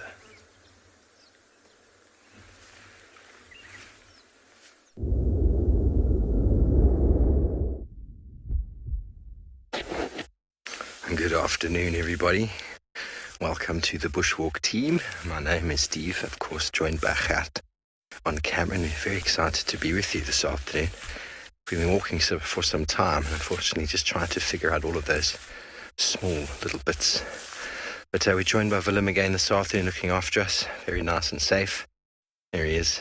Let's see if he gets that. Yeah, that's good. Nice one, Willem. What a lovely chap, eh? Willem is one of my old students from my eco training days. Well, everybody here, we've got a really nice little flower that I picked. You can see that the beautiful little flower, probably pollinated by bees and beetles. Nice and yellow, very open, quite a sort of variable across the board sort of flower, sort of any sort of insect-like organism could pollinate that, but the yellow is normally for daytime organisms, and then the pod is this little seed pod, little bean over here. It's a gushu, known as Gushu conchorus species, Aspiliformes, and it's mucilaginous, very, very well eaten. Ladies in camp are very happy if I bring them back a couple of these leaves. They cook it like spinach, and it's very, very tasty, very edible. Apparently it actually induces hunger, so it helps to make one hungrier. And they cook it just with a bit of oil. Mucilaginous means it's quite sticky and slimy, and then they eat it with their hands, with their mealie meal, and it's very, very slimy, quite tasty. But if you can see that very sharp, serrated leaf over there, and very characteristic flower at this time of year. Flower does look quite similar to the devil's thorn, but the plant is very, very different. And just walking around here, it's everywhere. It's really, really very abundant, but noticeably so because of those beautiful yellow flowers. So what we also found quite interesting is you can really see the shift in the elephant dung this time of year. Already you can see the change in the color. You can see how orange it's turning. Now this elephant in particular started feeding a lot more bark and sticks, a lot more bark there. So although grass has been the preferred food of choice of late, slowly starting to move over to the trees as summer comes to an end. We are already approaching the autumn equinox, or solstice, whatever you want to call it. Spring solstice if you're in the northern hemisphere. Some of you are very happy. My brother's been taking lots of photos of Edinburgh, of the daffodils that are popping out, and the sunshine, which is always a blessing when you're in the UK. So very nice. These plants right now, especially this time of year, medicine. Elephants are carriers or transporters of medicinal plants. They eat a lot of grass in the summer. There's not a huge amount of medicine in grasses, but in vegetation. Quite common to take some of this because of all of the material that's in there, leaves and barks and sticks. The amount of times you've seen me do medicinal sort of days, it's all about bark and roots. There's a lot of that in there. There's still a lot of grass, but essentially you could burn this when it's a bit drier to cleanse oneself and to also keep away mosquitoes, and you could smoke it for headaches. Elephants don't mark territory. Elephants are very, very large home ranges, and they just move. They move. You will see competition with elephants around water and with regards to males over females, but there's no territory. They're too big an animal to sustain a territory, although in saying that, rhinos are very big and they have territories. Elephants occur in quite large groups. They cover vast areas of landscape and they feed on a variety of food types. They move with the seasons, migratory pretty much, or nomadic, so no territory. So this dung is just deposited, and inside it is an enormous plethora of insects and organisms that would sort of survive. And it smells quite lovely to touch as well. So we had an elephant or two on our way up here that we bumbled around. I'm going to go down the hill over here and see if we can bump into that bull, because who knows, he was a really, really mighty looking fellow.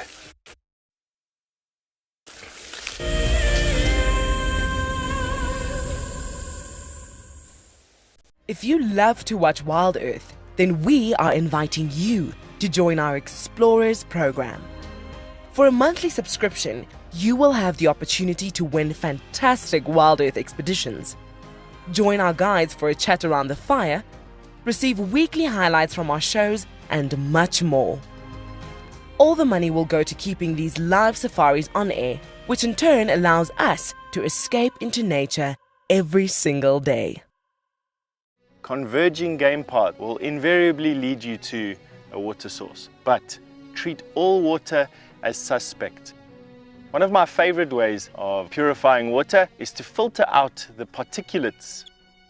And by just filtering it through your sock, you can clear out most of those. You can put water into a snail shell and you can boil it over a fire or using a chemical like chlorine or colloidal silver. Hi, my name is Tristan Dix and I am a guide here at Djuma Private Game Reserve for Wild Earth. We love connecting you to the African bush, and we always look forward to all of your questions. If you want to ask a question on Wild Earth, you'll need to register on the website. Once registered, go to our live safari page and submit a question below the live feed. Catch up with me on Wild Earth.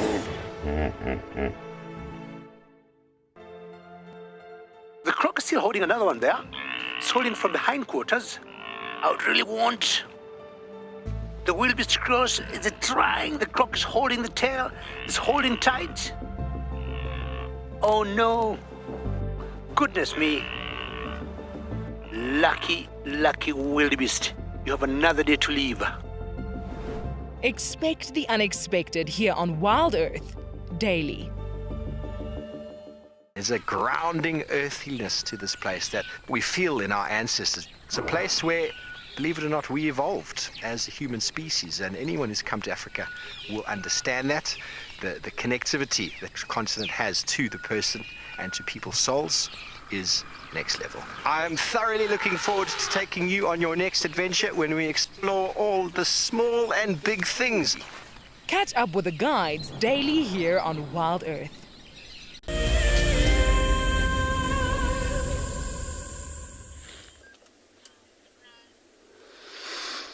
Beautiful. So we got a dwarf mongoose on a distance, way distance.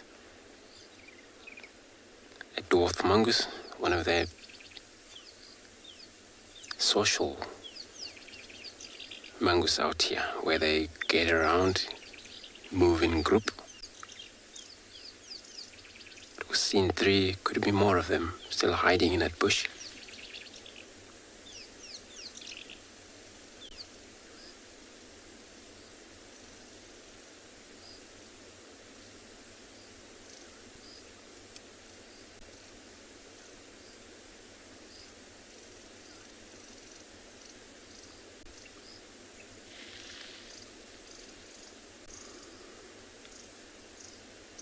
So they're social about during the day, hunt for grasshoppers, mainly insect, feed on scorpions, feed on spiders, beetles, snakes, a lizard.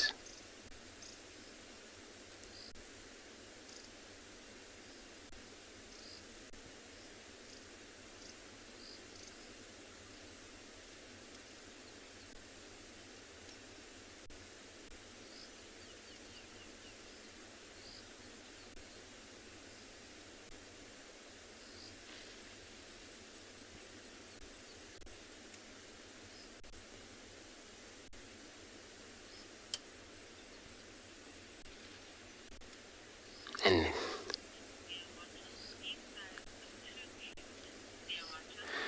yeah, what Jay said, these guys are too cute, and they are so cute.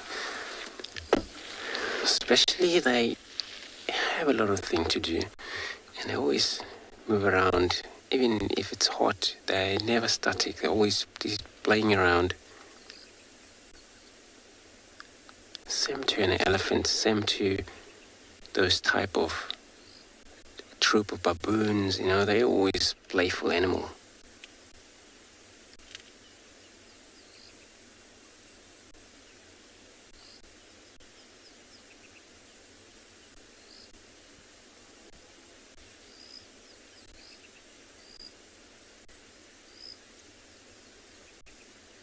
And it comes very much seasonal breeder animal.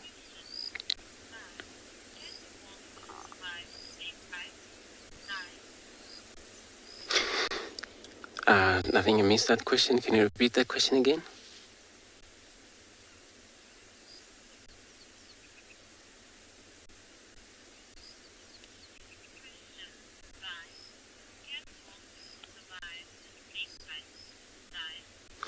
Guys, so you're asking if the mongoose can survive snake bite.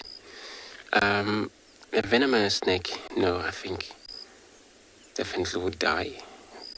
But they work very much harder in a group to able to kill snake, these guys, or not only one. When they deal with a venomous snake, they make sure that all of them have to approach snake at the same time, and that's how they're successful on killing snake. So they cannot survive snake venom bite snake.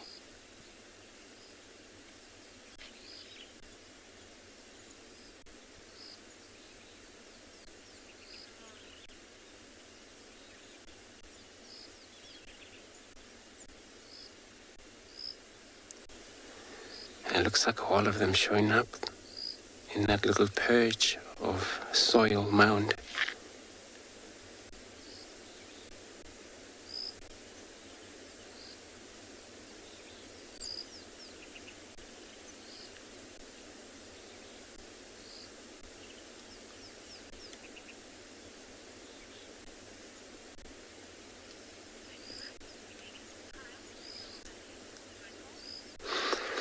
I'm gonna stay put here. I'm gonna be sending you across to Kyle.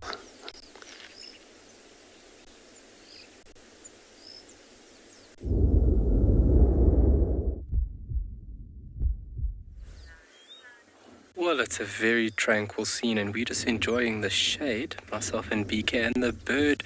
Look at where this shaft-tailed white is. There's a female they're gonna mate. Do you see in the big camel thorn? There we go, you're on it. That's it. Just watch that bird. Just watch him.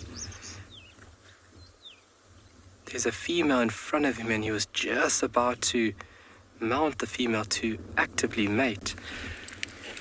But what a striking bird. Has to be one of the prettiest birds out here through the summer period.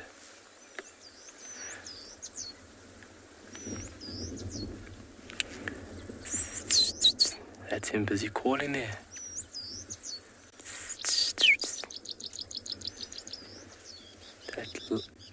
Yep, another one flying over us.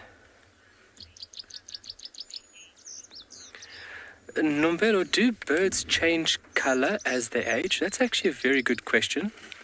So some birds will change color when they reach maturity, so from a juvenile state to an adult. Especially things like raptors, they go through a plumage change, and they go through multiple molts to acquire their adult feathers.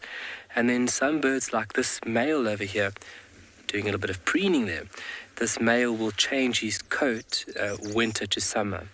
Obviously, when the resources are abundant and when he really needs to attract and impress the ladies, he needs to put on this beautiful evening dress code. And then in winter, when the resources are very low, he will then change to a very drab, inconspicuous plumage. And that's all via molting.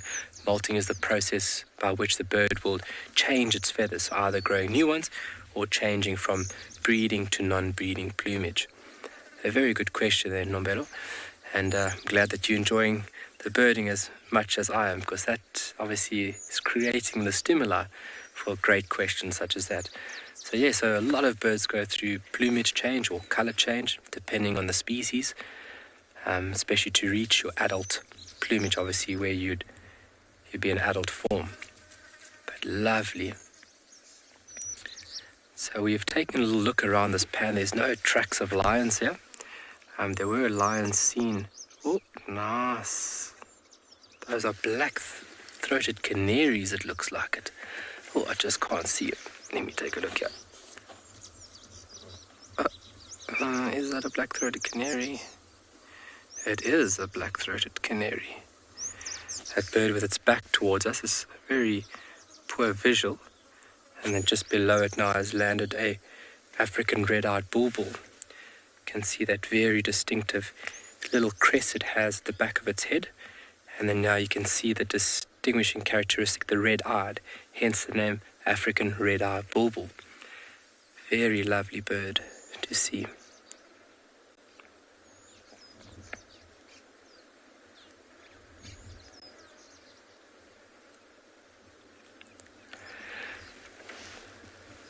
So this is a very lovely scene.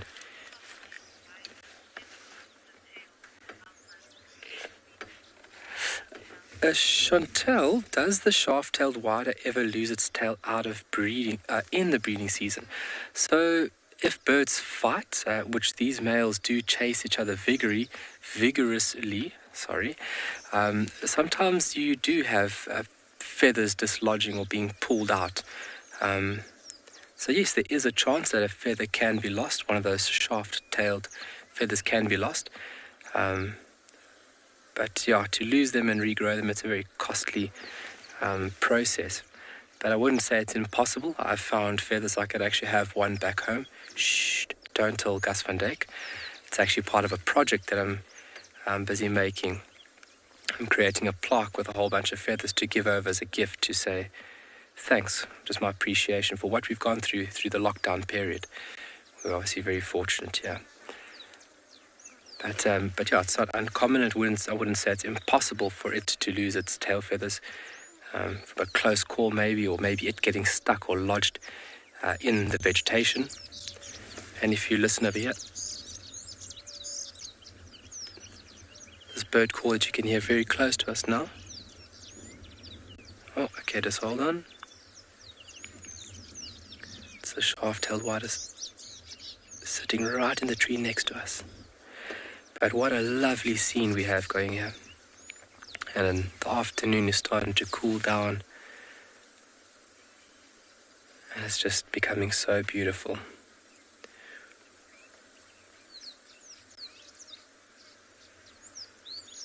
A lot of bees, a lot of wasps at the watering hole at the water's edge. A lot of butterflies.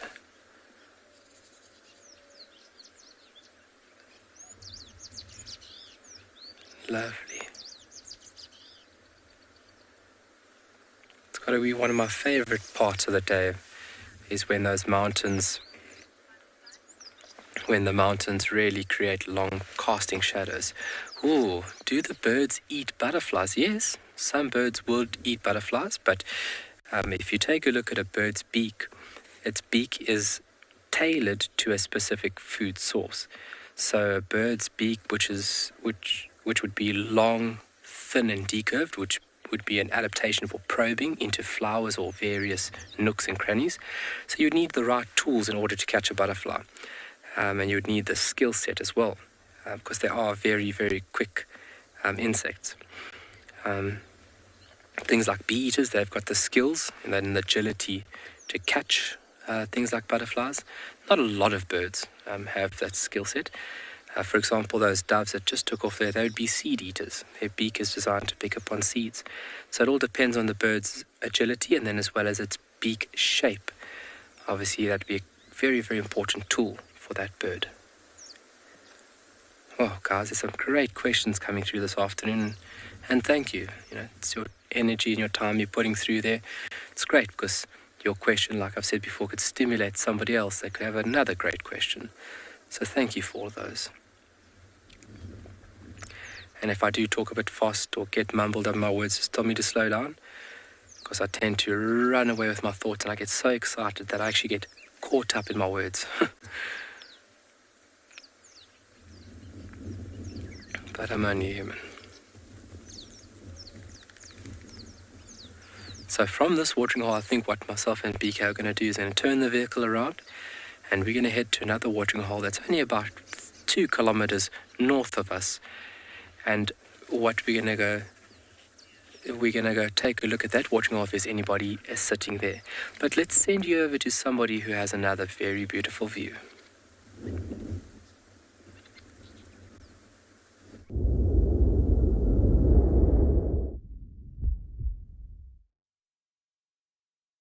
Thank you, Carl. And indeed, we have stopped to just take it all in.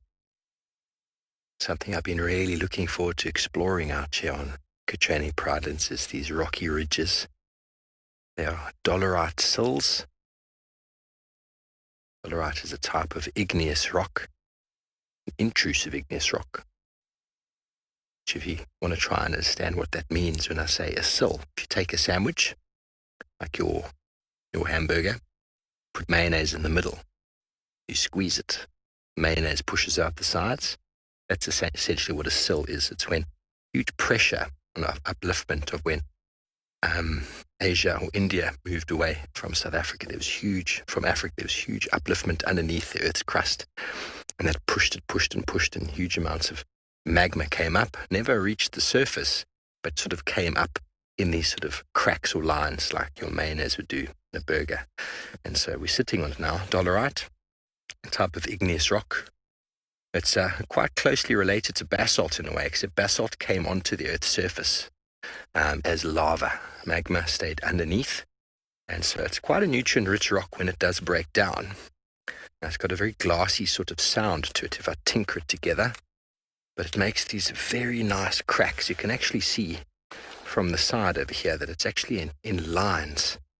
Actually in lines as it's pushed up So it's why we get these sort of bands or ridges of it in parts of southern Africa and into Botswana, where that sort of line came up. It's also called a dolerite dike, and beautiful, beautiful habitat type for many types of organisms. There's beautiful habitat for sengis, the elephant shrews. We had a klipspringer just around here the other day we're hoping to find for you, but a huge number of little areas for organisms and insects alike to sort of hide away and do their thing. Also, some of the plants become quite well protected against animals such as elephants, so plants that might not be able to survive down in the open plains have a chance of doing so up here. But elephants can still get up here. They're just a little bit tentative. Bobby, yes, there's lizards. You'll probably find a number of different types of species, as well as the plated lizards, the giant plated lizard and the like. Elephant shrews, different types of rodents, snakes. Black mambas would love these types of areas as they're looking for the food they're looking for. And insects. Oh, just had a rainbow skink. Did you get him? Just ran off there. Little rainbow skink with a blue tail. That's one thing that we don't really see in Djuma is geological formations like this. Any geological formations down there are granite, with these lovely dolerite dikes are very, very, very profound, and we're looking forward to exploring them at length. They give pretty nutrient-rich soil, as I said, and that's why we find quite an accumulation of knobthorns up here. I said that they're quite similarly related to basalt, but don't confuse the two. And basalt gives very nutrient-rich soil. So knobthorns love nutrient-rich soil, clay-like soil, and when the stuff breaks down, that is generally what it creates. Okay, Gert's got something there. We got the rainbow skink. Rainbow skinks with a very bright blue tail. It's the male, advertising to the female. Look how bright I am. And many reptiles love it on these rocks because they're so warm. I can tell you that for sure. I've just been sitting on one. I've now developed quite a warm bottom, but that's right. The afternoon is cooling down slightly, but it has been a very warm day. It has been a very warm week. Again, another storm was building in the west, which had some promise, but seems to have dwindled away again. It's definitely raining up in the Highveld. But isn't that just a glorious view? With rocky outcrops like this, it's a wonderful place to just sit down and get your guests to take a seat, to just switch off, reflect, and just have a little listen.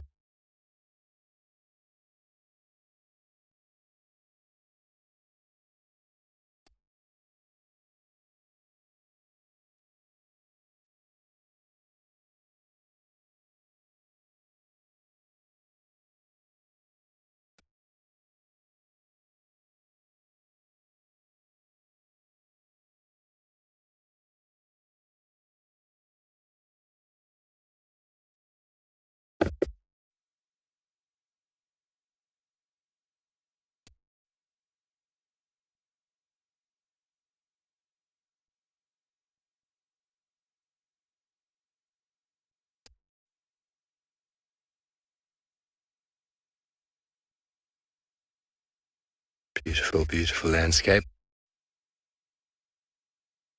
Beautiful sky.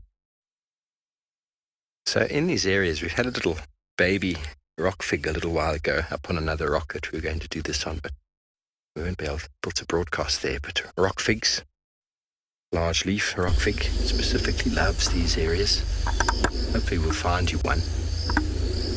And they like to grow in areas where other organisms can't. And growing on a rock, a fig has to create its own food out of that rock, has to weather the rock down to a point, has to hold itself on, has to survive the heat that the rock itself generates from the sun.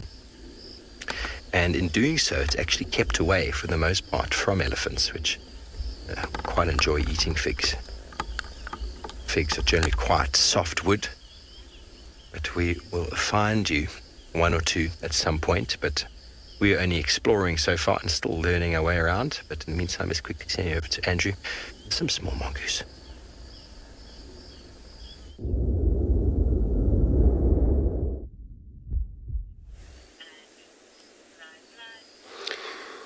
Thanks, Steve. Good luck. So we Still sitting here looking at this dwarf mongoose, all we see in there, they're interacting with one another, where the sun now is about to go down.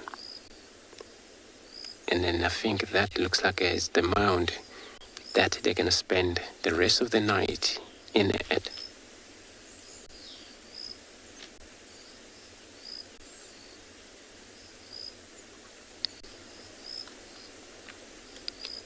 So we're going to just keep an eye on them, because the minute you see the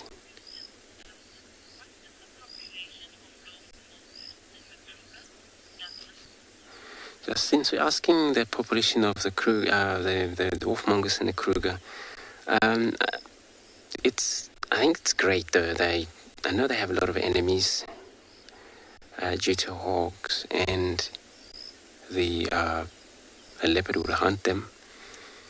So it's actually balanced though. We see a lot of difference, a group of mongoose, specifically in Djuma, where we know exactly where they move around so much, and different group. Since I've been driving around here, I experienced 4 different area where they move around those different groups. So it's great, only within Djuma. So it must be the whole of Sabi-Sand and the Kruger Park, all full of them.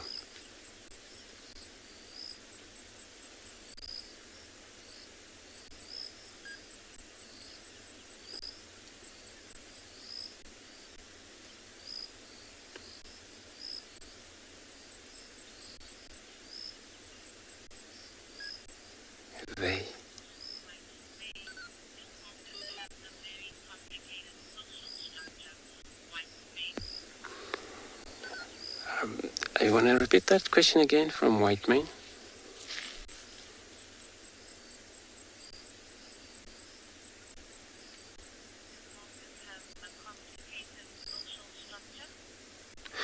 So, Whitemane, you're asking if the mongoose have a complicated social structure. No, they are so-called individual group.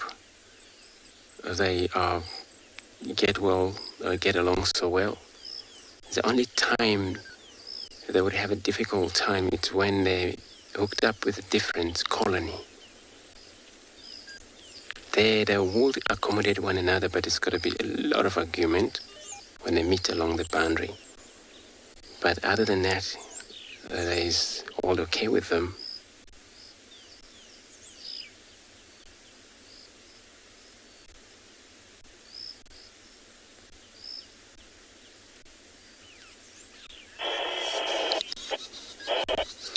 So I'm going to move off, leave this mound with this termite and these dwarf mongoose. Hopefully they will stick around there. We'll find them tomorrow. I would like to know if they would have babies there or they're just resting for the night.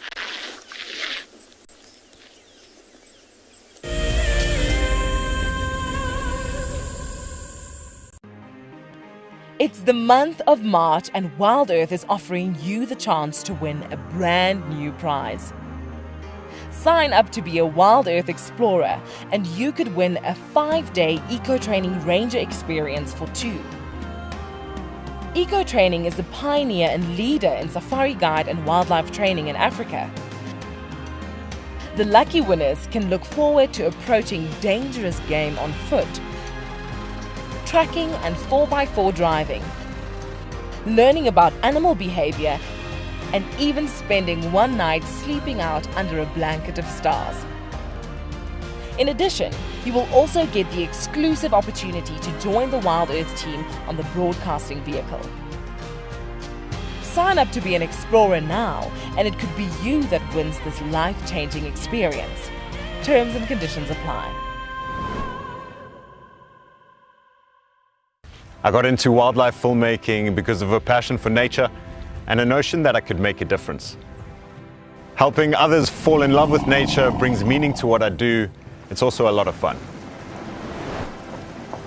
A couple of times per week we receive some very heartfelt messages from viewers telling us about how Wild Earth has made a difference in their life, whether it's helped them through a difficult period or simply help them to reconnect with nature. I think that's why we do what we do. I'm Nikki here at Ambion Ngala in South Africa. I love getting questions from viewers about all the small things within the environment and how it all is integrated with one another. If you want to ask me any questions, please simply register with the Wild Earth website, head across to the Live Safari page and then post your questions there. I'm looking forward to chatting to you on my next Wild Earth drive.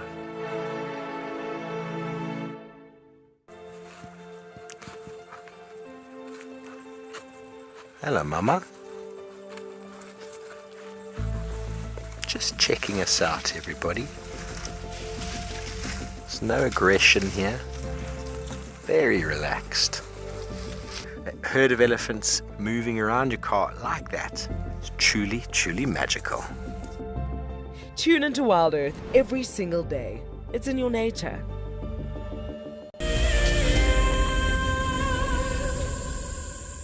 Trying to reflect a lot, and I miss that lot. Alrighty. I think I've been talking enough today, but myself and BK would just love to share this beautiful scene with you folks.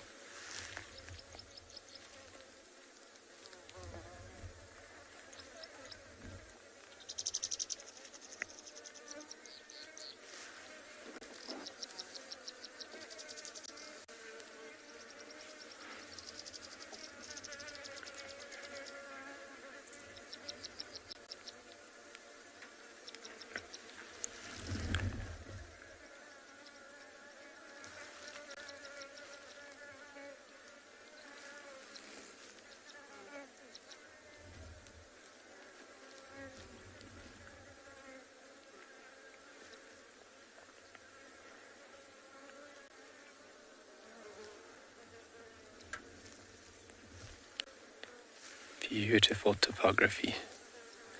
It's always changing and always entertaining. I find myself sometimes getting absolutely lost in the views in this beautiful place. Jerry Mukwizi.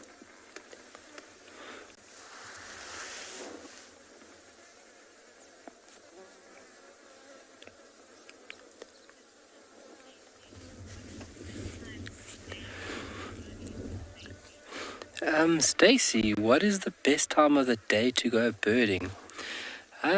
Sure, I think it's personal preference, but morning is definitely a hustle and bustle. And that's when you can tick off a lot of birds because you can locate them fairly easy via that dawn chorus where birds just tend to sing a lot in the morning. That's because there's a lot of shifting and moving and in the night, that the morning they have to state that they are currently occupying the area. So there's a lot of bird activity in the morning. I really, really enjoy morning birding. And then if I'm on the coast, I tend to then do estuarine birding in the afternoon, also depending on the tide, because the tide is obviously a very important factor that either opens up a feeding site for birds in estuarine systems or closes it. But I tend to enjoy morning birding along the bush section and then estuary in the afternoon. But out here, definitely the morning. Don't get me wrong, afternoon is very productive, but there's just something about a morning in the bush. It's just spectacular. So I have to say, my personal preference, I'd have to say the morning. Especially if you're there for birds and you want to get as many ticks as possible, which all birders try and do. That's definitely a very productive session.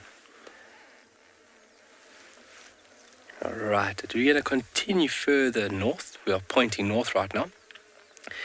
And we are still making our way to that lovely pan. You can actually see it from here. BK can give us a quick little view of the watering hole that we're going to end up at.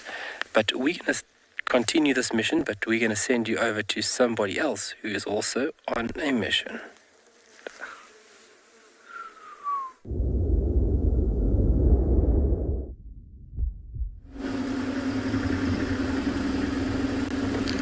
Welcome back to And Beyond Ngala, where we still have been searching for the other members of the Pride. No luck just yet. We actually did a big loop close to our boundary just to see, because that was the last place they were seen about a week ago.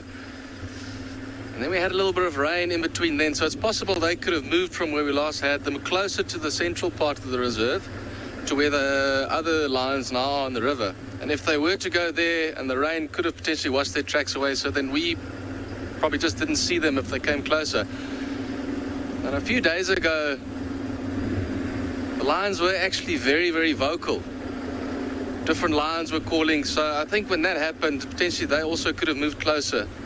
Because with them being still young lions, eventually they're going to have to want to join up with the pride again.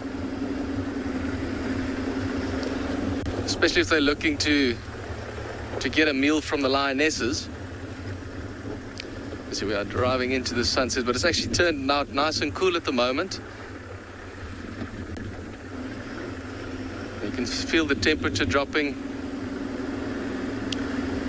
Talking about birding, I actually had a bit of a chuckle. We've been struggling this whole afternoon to try and find you a hornbill, and every time we stop and look at it and just get it lined up, it flies away. So maybe we'll find one now.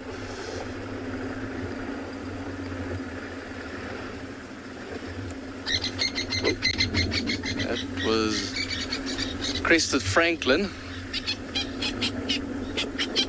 And these are some Natal spur fowls.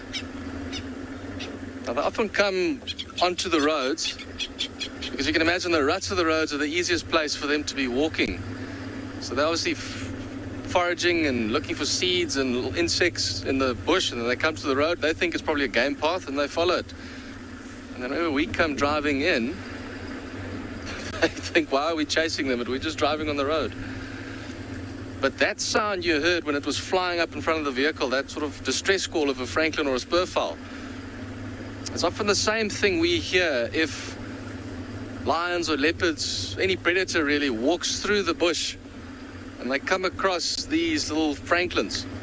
Because that bird hears the predator coming, it crunches down, hoping that the danger doesn't see them, but it will often walk right up to it, and the animal doesn't see the bird. And when you're literally there, they just explode and fly up in the air, make all this noise.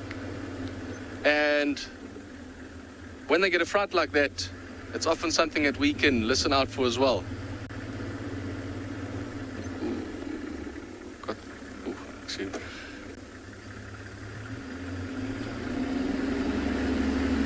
So there was some double-banded sandgrass that was on the road.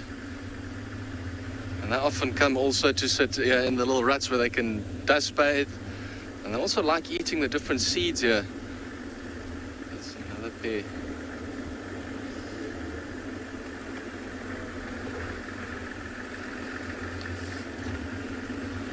All right, well, while we continue our search for any signs of the rest of the Birmingham Pride, we're going to send you over to Andrew with something very big.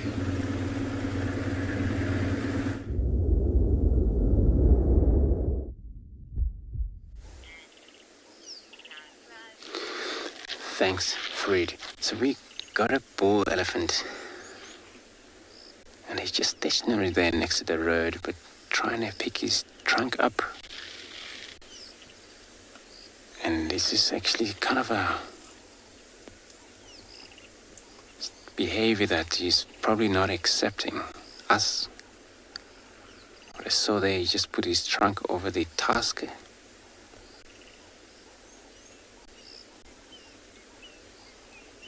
By putting his trunk up, trying to smell what his other members are. He seems to be separate for now, though.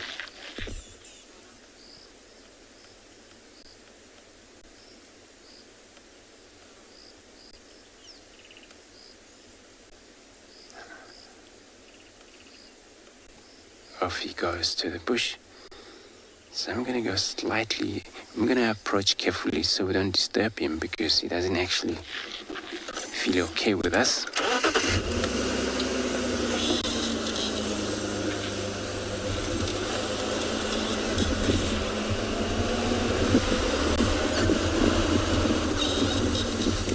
I look at this gun and just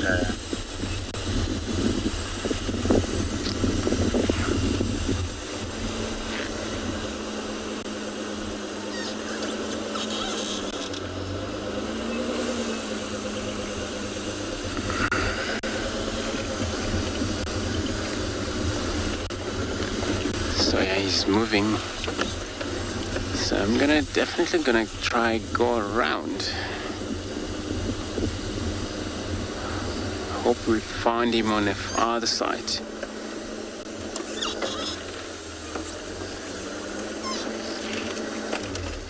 Yeah, we've still got a little bit of a ease back, but he's actually moving away from us.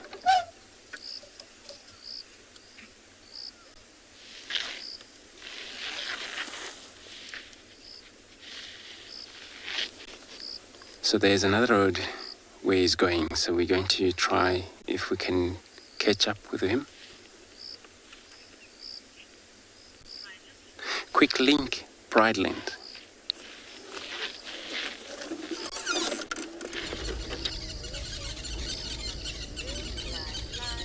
Hello everybody, well, seems to have caught up a youngish elephant bull. Managed to get ourselves to a perfect position here. Wind is almost zero. The light is fading, so we're not going to be able to stay for very long. He's now moved behind a bush.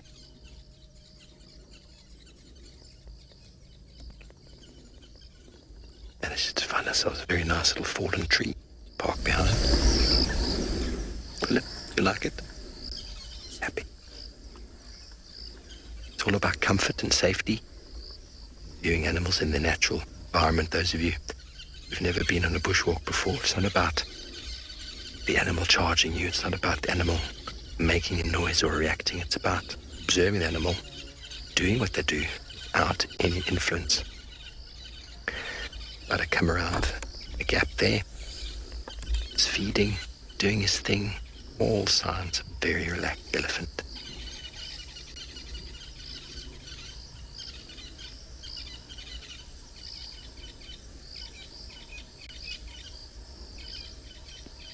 Being out on foot, there's always the potential to have a reaction from the animal, especially when it's thick like it is now. Walk very quietly, watch where we put our feet. Victor, I don't think so. Don't hear us. If he can, he's not too bothered. But then bearing in mind, they get to see vehicles a lot. They hear people in the vehicles. He hasn't seen us. He hasn't smelt us, which is the key. Elephant bulls are pretty relaxed. They've got a huge buffer zone around them that they don't really care about. Not too much messes with an elephant bull. Breeding herd of elephants is a different story. She's trying to protect her calves, her youngsters. So they have a much more heightened awareness. Bulls you can often walk right into and they didn't know you were coming. And even if they did see you coming or heard you coming, they're not too concerned. So elephant bulls are coolest to walk. The older they get, the better. Young fella likes, if we did happen to encounter him out in the open, he'd probably show all sorts of signs of being big and strong. We just do exactly what we're supposed to do. And he'd walk off. Okay. And we're going to exit this sighting. Probably going to head on home slightly as the light is starting to fade.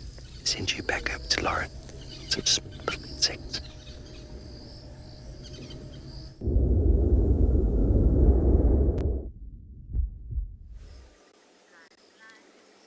I haven't had any luck with my leopards, but I have had luck with ants.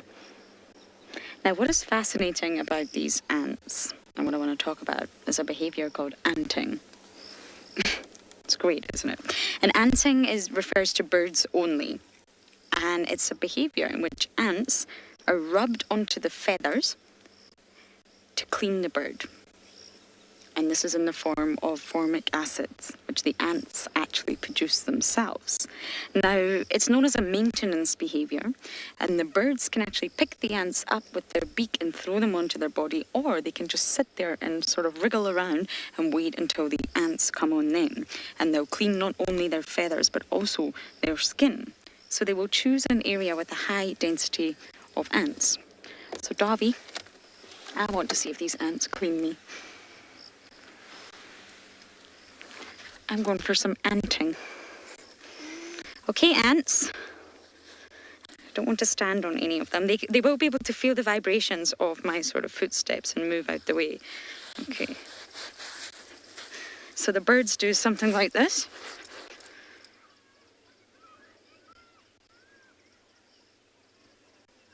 I think they're coming.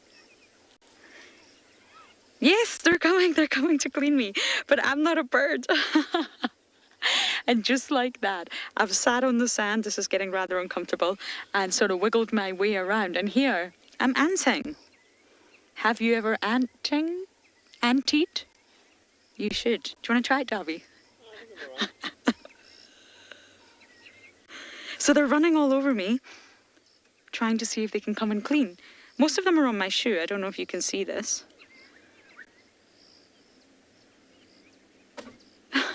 Okay, I should possibly be careful, just in case they go places that they shouldn't go. Thank you, ants. A service provided by the smallest of organisms.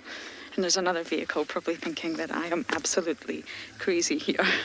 Hello! Yes, they think I'm crazy. Sorry, Gwen, what was that? Dear, oh dear, I think... Bridget, they do move incredibly quickly, ants do. And their formic acid that they produce is their own sort of chemical defense. So people think they're related to termites. They're absolutely not related to termites. They're actually the enemies of termites. And ants are very loud. Termites are very silent. So sometimes when ants are around, they don't actually know they're in close proximity to termites because they're very silent. But ants are loud. They communicate through vibrations. They spray formic acid as their chemical defense. And of course, they're also extremely social. That they do have in common. Well, that was fun. I have sand all over me now. But it's amazing that the birds know that. They know that they need to clean in all these awkward places. So at least if they sit on the ground, they can just wait until the insects come and perform. Okay, I'm going to do one last loop for the leopards and then head on to the den. We're going to do across the end.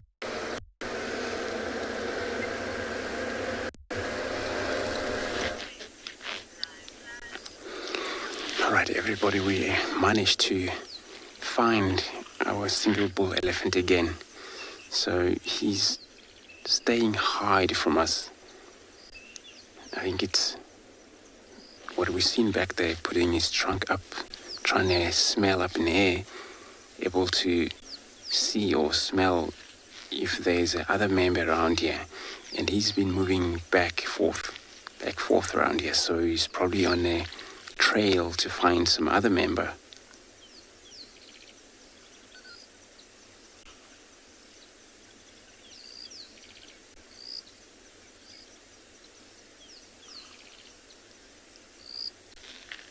So there all you see is ears, flapping his ears because of that heat that was taking place midday. It's all about cooling off.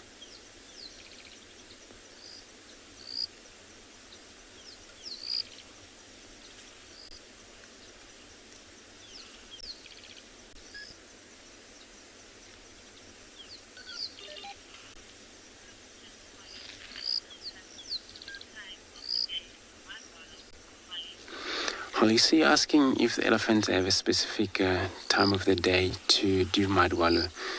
Any time of the day, especially in a hot day, whether it's a morning. We've seen actually elephants swim in the dark, so they sometimes can swim when it's dark, where it's not even more of a sun taking places.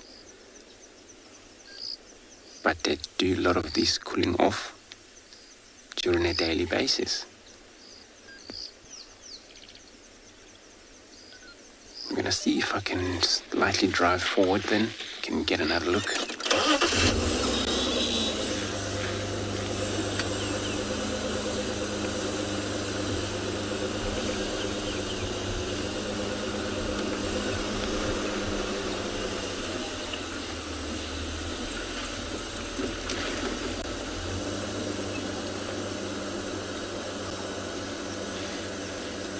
Okay, so we got him there.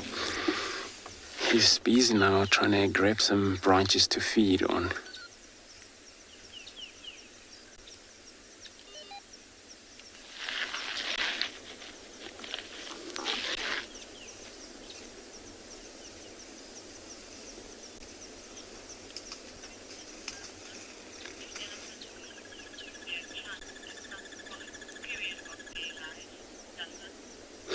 Justin's asking if the elephants lose their trunk during the course of their life. No, not really, unless if they ever get caught on snare or when they were younger, when they close encounter into one of the pride of lion, or that then can happen. But this actually trunk doesn't actually snap off.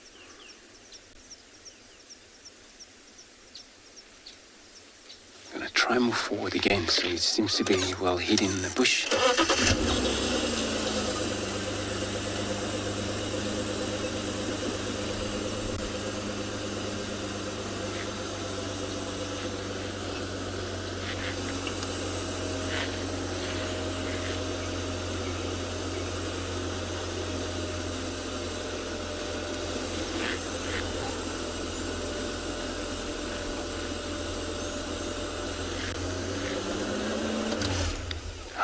Got him.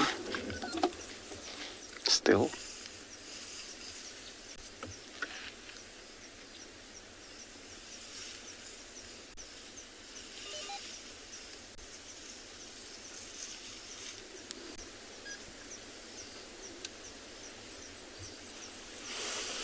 So male.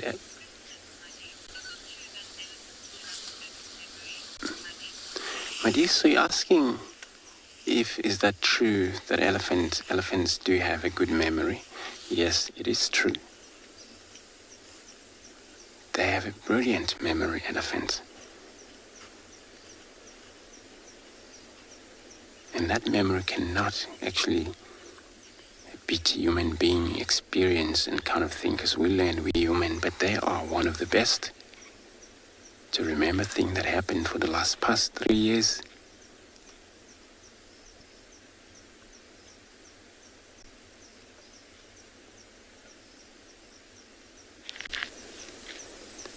So we're gonna keep up with him. Looks like he's marching along the road.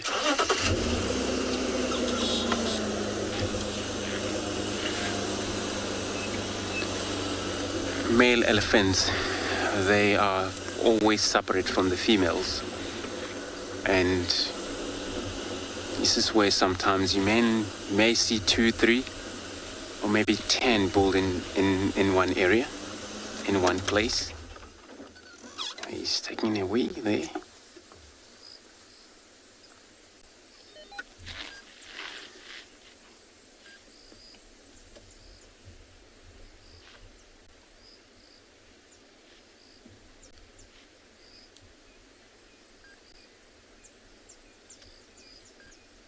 So they're not always mixed with the females.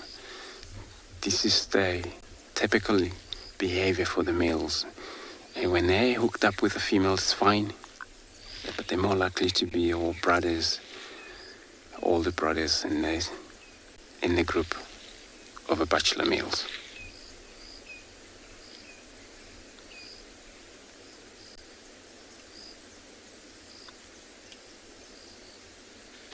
So I was also trying to see if he was on mask, so it doesn't actually smell or anything, and a sign that we're going to keep up with him on the road because it's the way we're going, so until we lose him or look for something else. In the meantime, I'll be sending you across to Steve with something cool to show.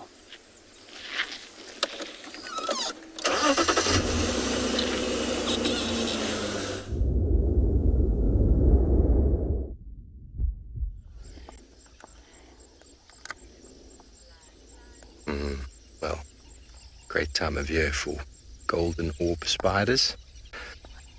Great time of year for good sunsets. It's that time of day when light is starting to fade. Start walking back. start changing our strategy, driving the car out somewhere and then walking from there so that we can go to signal areas and then minimize the amount of effort to get there. Because we walked quite far today and this morning. Sure, got signal, but good exercise, good steps being generated, and who doesn't like a good exercise out in the wilderness? Though it is a little bit thick, dense at the moment. It's still lots of fun to be out. So, the Bushwalk team, we do wish you a fantastic evening further, and we'll see you bright and early tomorrow morning.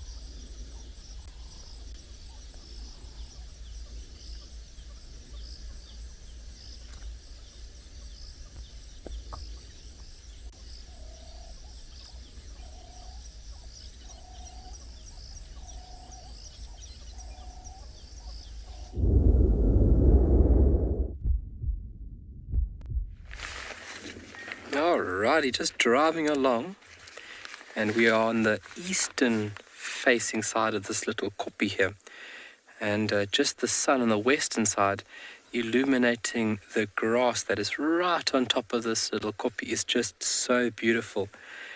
And instantaneously myself and BK thought, sure, we have to show you folks. It's simple, but it's beautiful. It's absolutely wonderful how those top parts are just being tickled by the sun. Lovely. It's those little moments where it's not much, but there's just something about it. We have come from that pan. Unfortunately, there's no signs of anything at that watering hole. So we have now gone out of that area and we are busy moving back southwest, and we are just bumbling along slowly, trying to pick up on any tracks, trying to look at all the birds, see if we can rope in other ones that we haven't seen yet, and in the mix of things looking at very beautiful things such as that right there. Simple is beautiful. It's definitely something that us as humans need to get back into, living a simple life. Because simple is beautiful. It's when we complicate it, things become tricky. Yeah, and that's exactly what BK said when we were doing that last segment. He says, yeah, Tswali is just so beautiful. And it's just the topography and how everything just mingles in with everything else. That it's just constantly entertaining. And how lucky are we that we can all be together and experience this moment. Magical. Alrighty. PK, shall we move it on? Alrighty. Let's start this trusty seed and let's carry on southwest. And look at that. I mean, that is just absolutely stunning. So you can see how we're set in the shadows of this little mountain. Whoa, and we are on the scenes today. Well, let's send you over to Andrew. It's got another beautiful scene.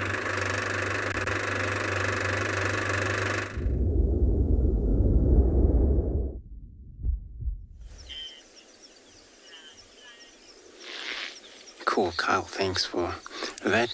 So indeed, we're looking at the beautiful scenery where the sunset, when the sun is not actually set itself down there, it's because of that cloud beyond. It just went beyond there. We left the bull elephant moving away from the road. So I'm going to take a moment of a silence here looking at this scenery.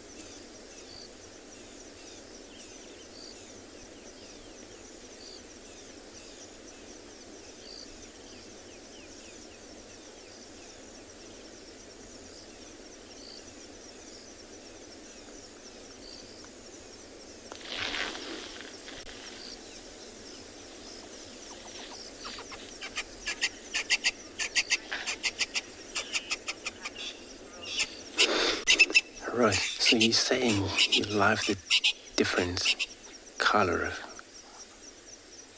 of the sunset over here. Indeed, it's beautiful. So, and then it's all a mix of a color there. Got a cloud which is already changed to pretty much gold, and that dark cloud covering part of the whole Drakensberg mountain, northern end of it. So the sun will just gonna set beyond it. And now the dark is gonna take place soon. This is how we're going to work around with the spotlight, see if we can find, an area where the car, we're just moving away from the vehicles or from the road this morning. Hope we find her.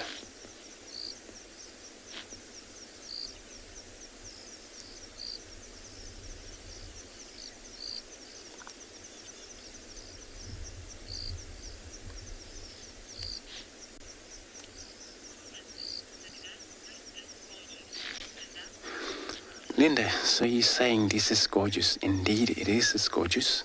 Beautiful. Sunset is one of the beautiful time of the day to watch all the beauty of the golden light.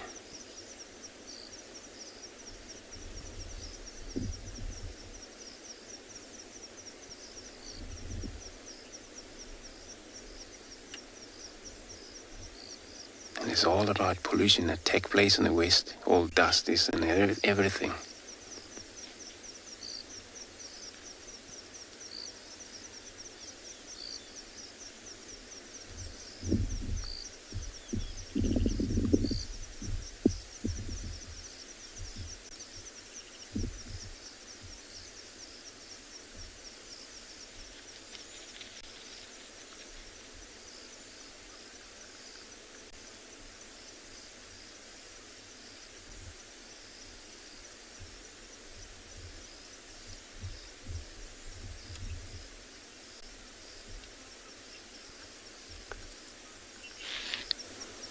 So I'm going to continue. Soon I will be shining the spotlight around, see if we pick up any of the nocturnal once it's dark.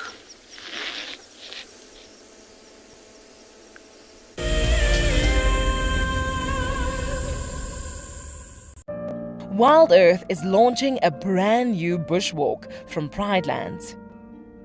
With a slew of potential dangers lurking, it's essential to be aware of your surroundings whilst walking in the wilderness. 20 yards away from one of the most endangered species. This is a big bull.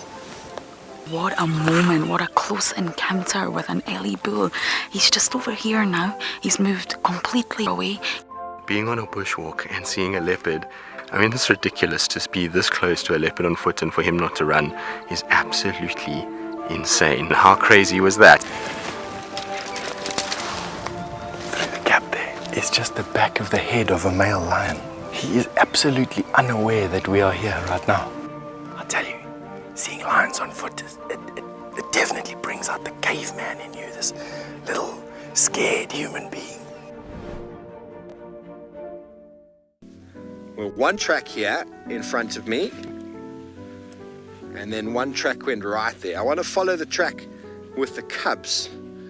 Sorry, I'm gone behind the car. That's very rude of me. I want to follow the track with the cub. Oh, my word. Oh, my word. Okay, so everybody, we've just bumped into Pride of Lion. My name is Ross, and I'm a field guide at and beyond Phinda Private Game Reserve. I love getting questions from guests on Wild Earth because I love sharing and learning information about nature with new people, and it also makes me feel like you're all joining me in real life. If you want to ask a question on Wild Earth, then you need to register on our website. Once registered, go to our live safari page and submit your question below our live feed. Something very, very interesting. I didn't plan this, but this is a scene rarely seen. This is what we call a journey of giraffe. So beautiful.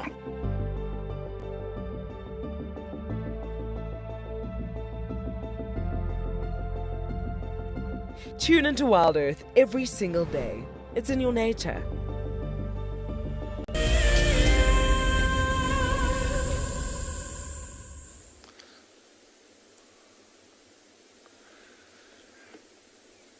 So we have managed to find one of the other Ross males.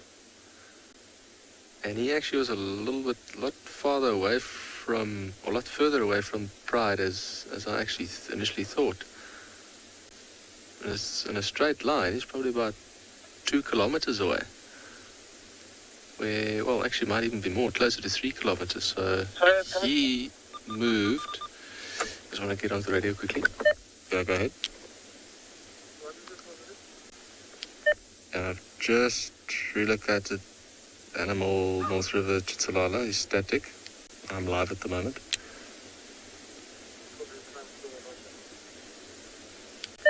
Would you like to make your way?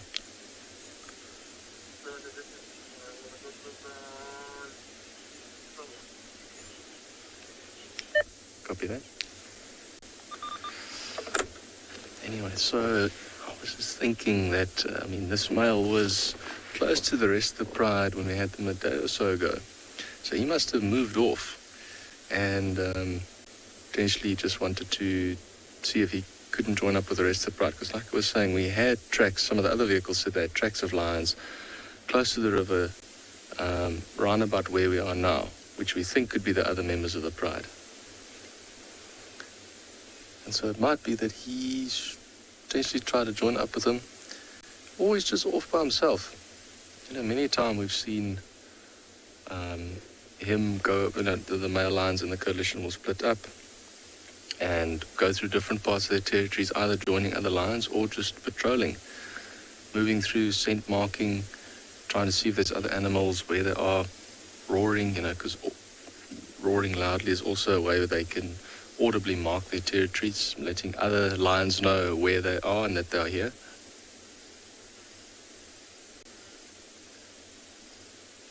So Murph is asking us, will he call for his Pride? Well, if he's trying to see where they are, or find out where they are, he might very well do that. It's one of the ways lions find each other, especially when they spread out. So like I said, with this male, apart from him physically roaring to advertise his presence and to mark the territory in the area, it's also a way for him to get in contact with the other lions. And so you'll often find he might be roaring, waiting for a reply. Either his coalition brother, the other male, might roar back, or the other Pride members might be roaring back. But what's quite interesting is they'll use that to let a roar to cover, long distances. For us humans, you can potentially, depending on the landscape, but you can hear that roar from between 7 and 8 kilometers away. But for these lions, it's much further than that. And when they get to an area where they actually are closer to each other, it's very interesting to see they do a different call, which is called a contact call. It's a very soft little, and that's just for them to get a contact from another one, and they'll give that call, and the other one will give the same call back, and that's how they'll often get hold of each other. But I'm pretty sure he knows where the others are, because he was with them a day or so ago, and maybe later tonight, if he was just to see if they're still there, he might be roaring, and he gets a reply, and they're still in the same area.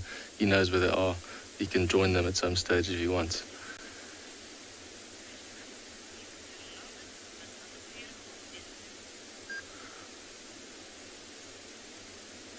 Right, but this lion doesn't seem like he's going to be doing anything else.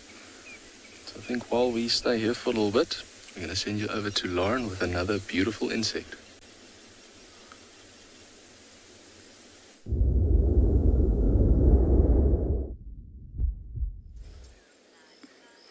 Beautiful indeed. Look at this, everyone. This is known as a CMR beetle. Yes, CMR. I'll tell you why in just a moment. It's part of the family Meloidae. And this is grouped together with the blister beetles. You may know that name. But CMR is basically Cape-mounted riflemen. And they wore very, very similar colours to this beetle. And the beetles got their name after the Cape-mounted riflemen. They've got orange antennae and grouped very closely together with the blister beetles. Well, why on earth would they do that?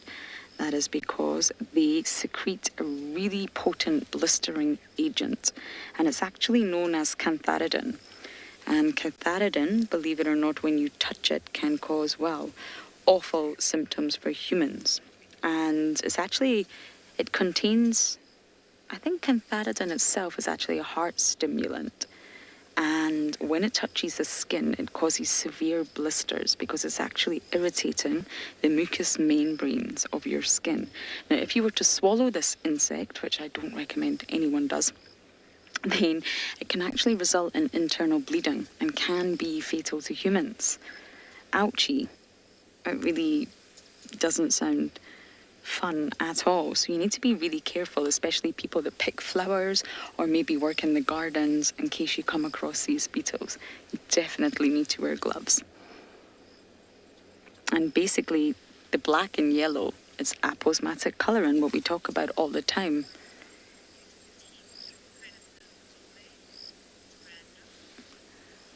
Randall, you're asking the spots used to keep predators away. Yes. Aposematic colouring is a warning. Do not come near me. I'm not going to be good for you. And it's not venomous. We talk about venom and poison a lot with all sorts of different organisms. This is poisonous because it doesn't come from a bite. It's not injecting you with anything or stinging you with anything. It's actually the chemical that's secreted from the skin. And once it touches your skin, it naturally sort of absorbed, and that's where you get this blister from. So the result happens from contact, and that's why it's poison and not venomous. They don't bite you.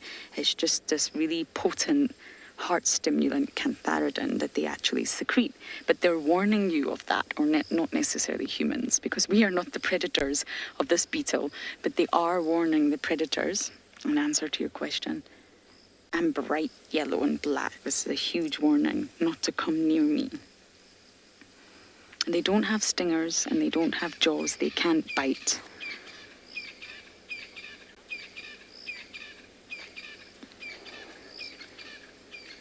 Cat? It reminds you of a domino. Yes, I see where you're going with that.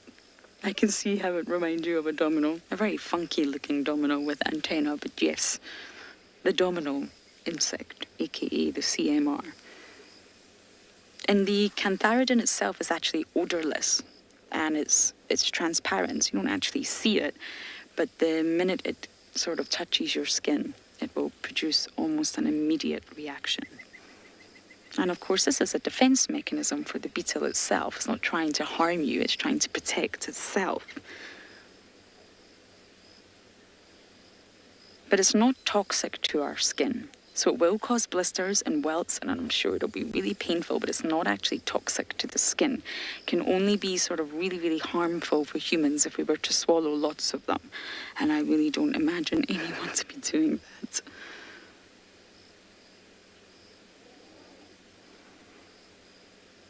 It is such a beautiful insect. It's very large as well. It's almost the size of my index finger. I had to stop and just admire this beetle for you all, but we really are on our way to the hyena den now, and I believe Andrew has found his elephants.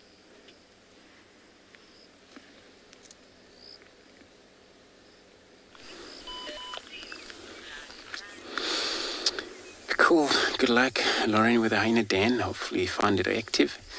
So that big bull elephant has disappeared on the far side. And now we got another young bull here. Earlier we talked about where he was on a mission to maybe find some other member. Could be that maybe this is one of the member. or there is more of them out there.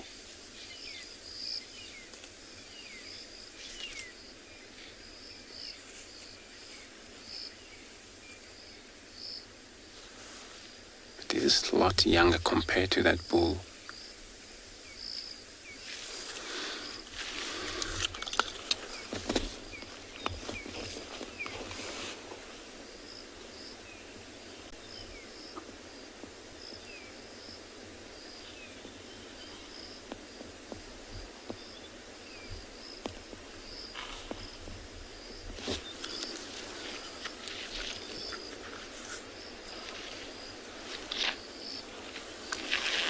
Maybe we're looking at the LA20 years.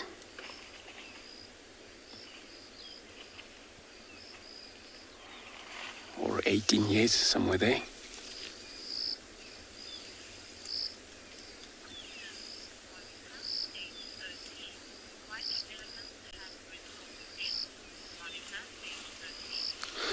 Monica, age 13. So you're asking, why do the elephant have wrinkles on their skin? That's always animal that have a thicker layer of skin, except for the hippos. They would have those. And then the reason for that is to make sure that in the whole skin, usually it's indication of either when they get older, the wrinkles more visible. When they're younger, the wrinkles, it's just appearing, but it's just a little bit visible. When they get older, the wrinkles are well developed. So it could be one of those.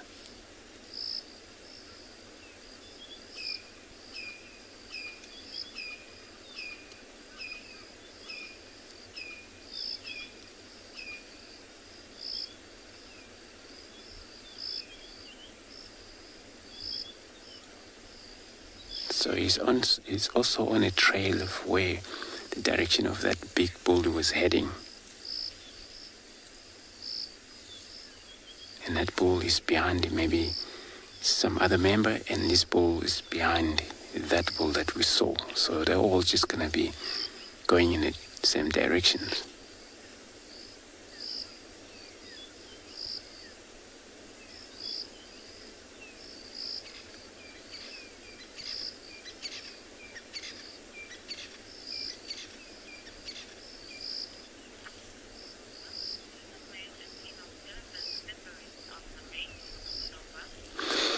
Nova, so you're asking, do the male elephants separate with the female after mating? Yeah, they always, especially, so with the elephants, when a young male reach 16, 14 years, as a young male, they always have to be pushed out from their parents. And then for that, they won't be longer following their mother anymore, and they would be following their uncles and their father out there, brothers. So yes, after the male mate with the females, only the reason he hooked up with the females when he's on mast is so important. When you check the female status, you find that the female, she's on heat, and then you stick with that female. But when the mate it's done, and then he's going to leave them. He's going to move a different way away from them. So he's gone. I'm going to continue search, check one of the small pans of water.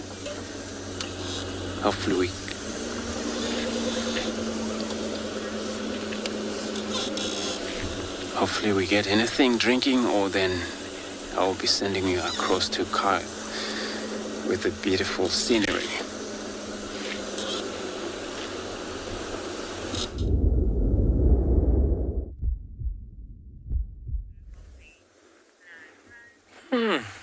The Kalahari glow.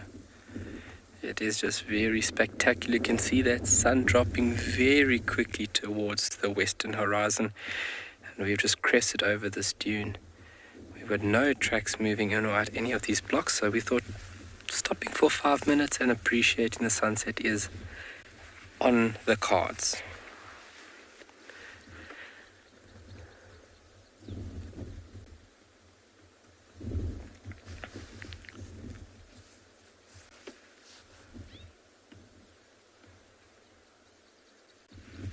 Just the endless change is so beautiful. And now with that change within the vegetation, it kind of looks like a totally different place. We've done 1 or 2 segments up here before on a sunset, but it looks totally different to previously.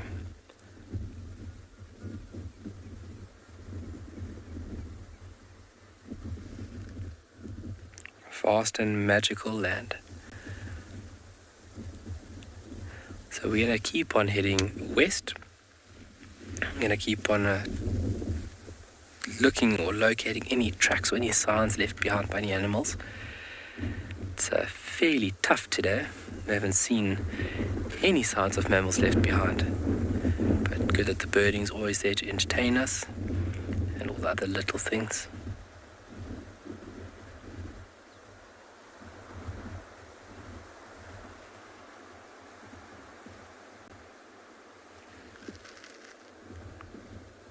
Lovely.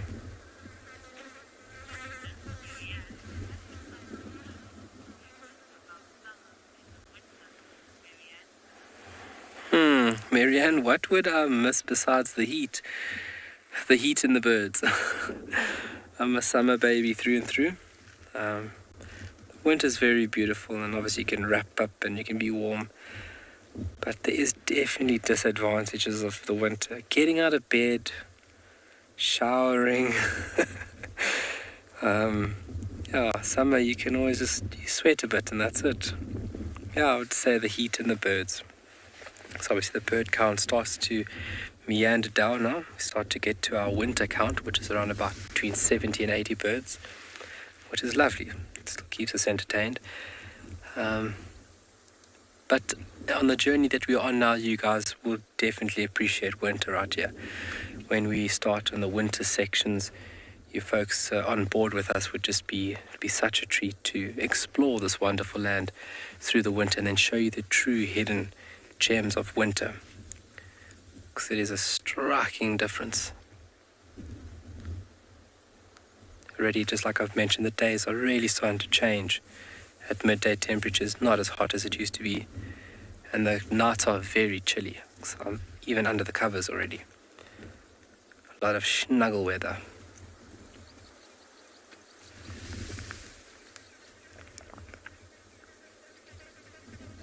Okay, well, let's keep it going this way, PK.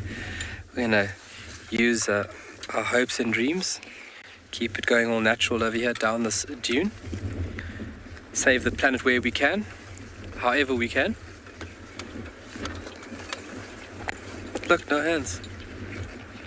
My mother would smack me. Bless her soul.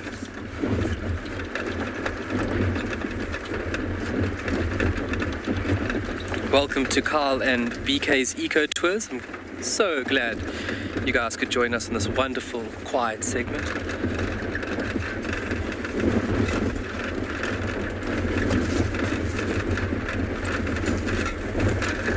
I can't wait for electric cars. Tyler, do we have hornets in Swallow? It's wasps are more of a prolific occurrence. Wasps are the things we have here. Hornets, if I'm not mistaken, I actually made a mistake a couple of months ago. Now that this question's come up, thank you very much, Tyler, for actually asking the question, because I'm actually referring back to a question that was asked previously. I do not think we have hornets in South Africa, if I can remember correctly now. I must take a look at that, but wasps, we have more wasps and bees than hornets. I think if you look through the insect books, there are no hornets described in the insects of South Africa. So Tyler, I'm going to have to get back to you on that one just to make 100% sure. I really dislike being wrong because I'm giving over what I love, and obviously I want everybody else to enjoy this as much as I do. So giving over incorrect information just kind of makes me very, very heart sore. So I just need to look that up, and I will get back to you, Tyler. Hornets and the presence of hornets in South Africa, and then specifically Tswalu.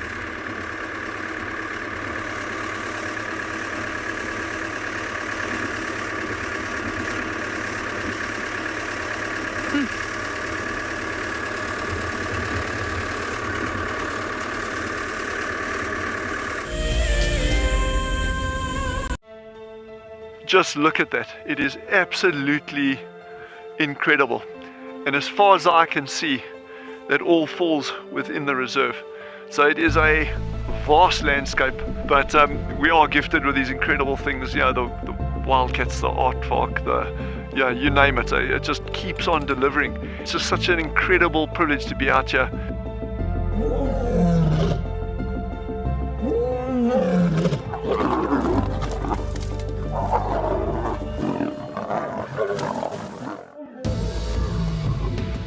And when you think it could not get better, Mother Nature says, hold on tight.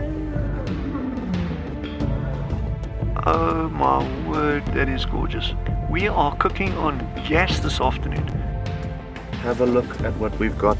Look at how this is the best day of my gutting career so far. We have a baby pangolin, a baby pangolin. We're just gonna go very quietly, very quietly. There's your aardvark. And for those of you who've never seen one, this is one of the big safari specials on any reserve.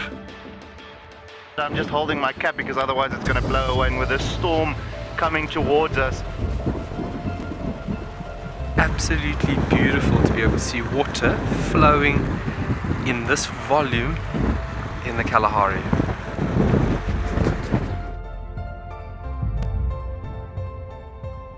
Oh, look at that. You can see the structural component of these flowers. It is perfect. Such a treat to be in and amongst these incredible insects. How lucky are we? You can see how close they are to the vehicle. Very curious. Oh, you can do it! There we go. We made it over. Whew. But look at that view. That's absolutely stunning. You can see how they're going into stalking mode. Okay, there we go.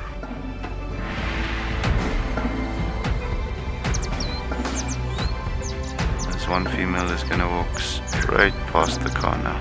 Absolutely stunning. Look at that. I mean, do we just not have the best jobs in the world? That was epic.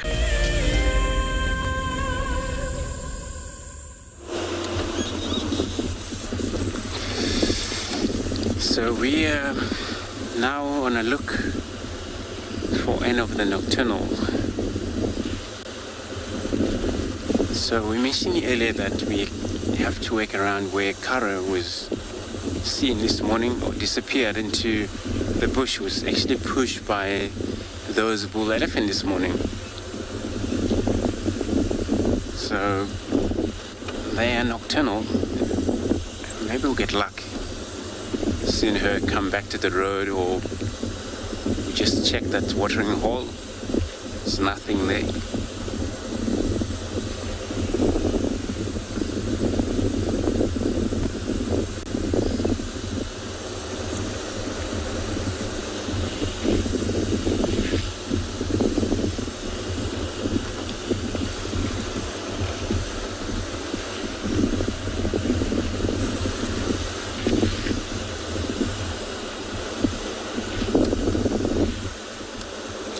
Of the nocturnal, this is where they will be out about and get to forage.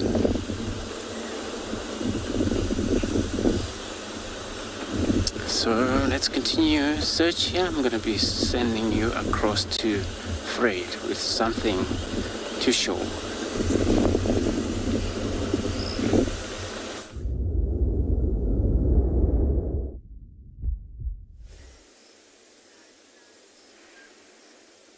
So we just wanted to share something beautiful with you. The last light on Ngala. We had a lovely watering hole. And there's some hippos that are busy getting active. And there's some sounds of birds calling, white-faced whistling ducks, water thickneys. So I think what we'll do is we're just going to share this moment with you, just to enjoy the light, and let's just listen to the sounds and watch the sunset over Africa.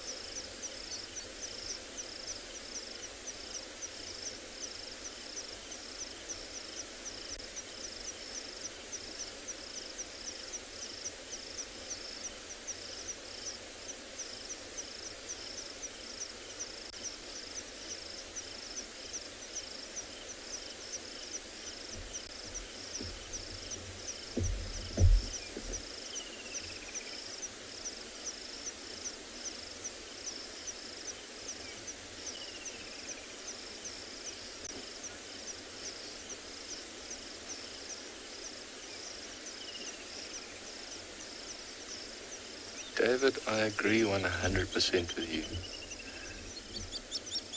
It is an excellent sunset.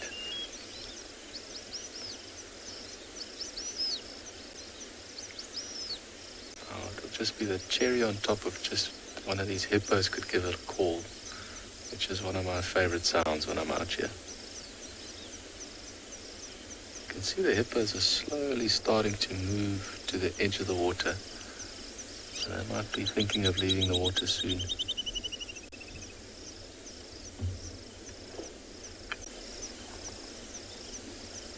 There's the one that gave a nice big yawn now.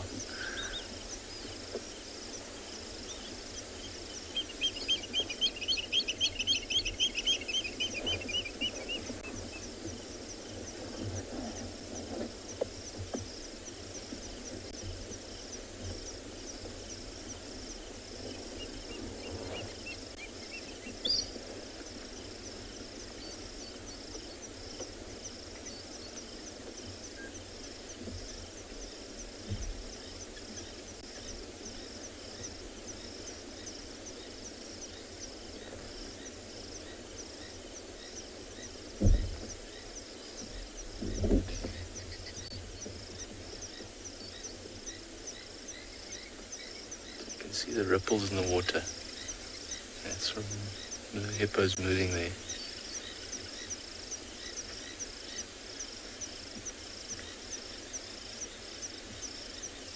The best thing about a sunset, it gets prettier and prettier.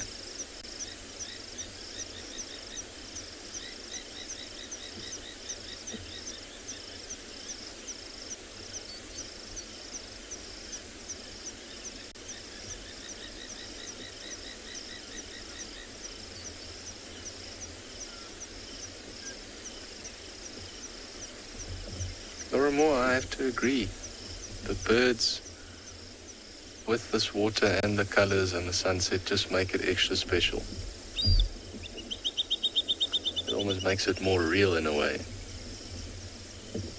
And I always associate some of these bird sounds, particularly with scenes like this. At the water, sun setting, really, really special.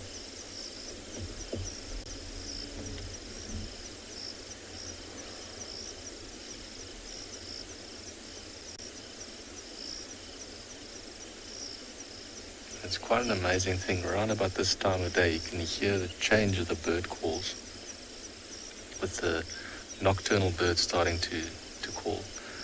In the background, I can faintly hear some fiery-necked nightjars starting to call. And the last of the diurnal birds are now giving their calls. Generally around about this time, I always hear the crested francolins giving their last call. It's almost as if they're ending the day. Often some of the first birds to call at the start of day, and some of the last birds to call at the end of the daytime. And then you start hearing all these different nocturnal birds.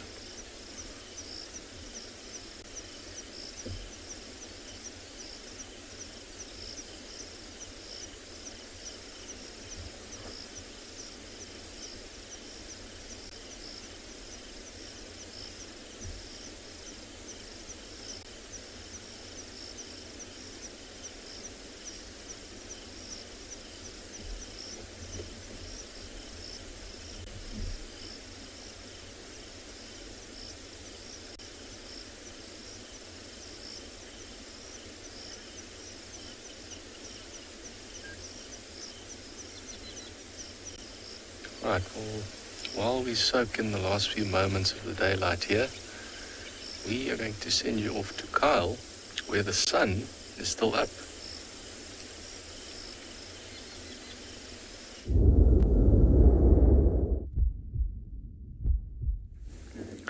Well, we got a little more light this side.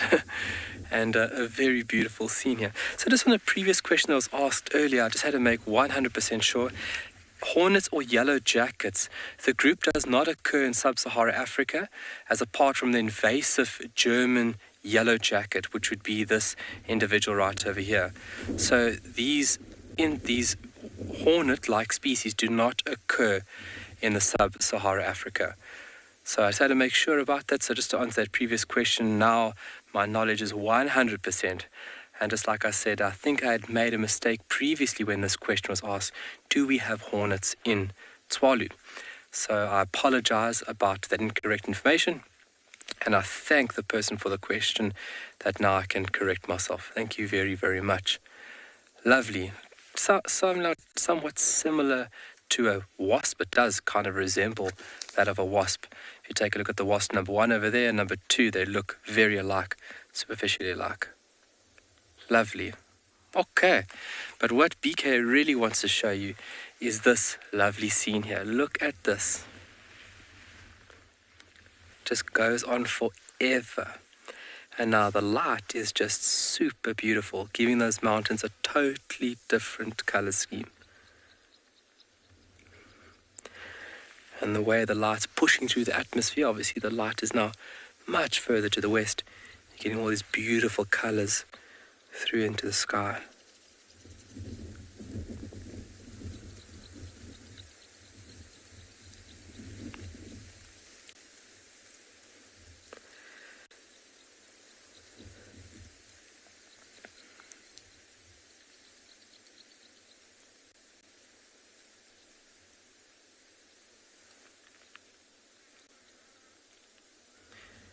You can see a lot more shapes being presented now, with the shadows being cast from the mountains, and you really get somewhat of an understanding of the sheer, the sheer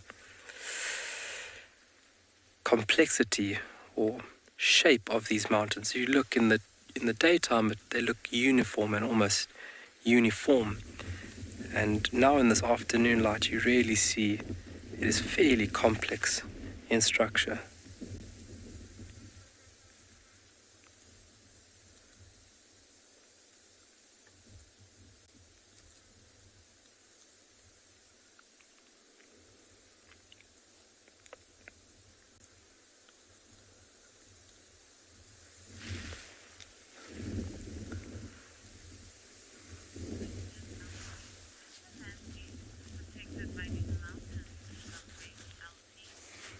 LT, is the landscape protected by the mountains in some way? I'm not too sure what would be protecting, but if you think about it, this is actually a large, it almost looks like in a large basin here. So one benefit from these mountains is that you would have a lot of runoff of water and nutrients from the geological material, which is the mountain, which would be quartzite. All that material then runs off and then seeps and runs down into these low-lying valleys, and that obviously is a beautiful and very important component to allow this vegetation to thrive. But as a form of protection, I can't really think of what it would be protecting, or from what it would be protecting the landscape. But obviously the mountains playing a very important role in the diversity of animals here. Find specific plants and reptiles, birds inhabiting these lovely geological features.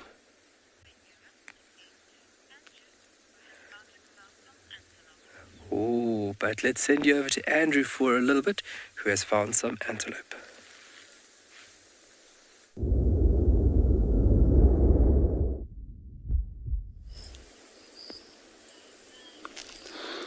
Thanks, Kyle. So indeed, yes, we got some antelope. It's dark already. What we do, actually using infrared light. But you can see how they chill. And they all politely came to this, an open perch for them to see clearly what's coming for them. The reason I came stop here is because of we're also on the look for the leopard.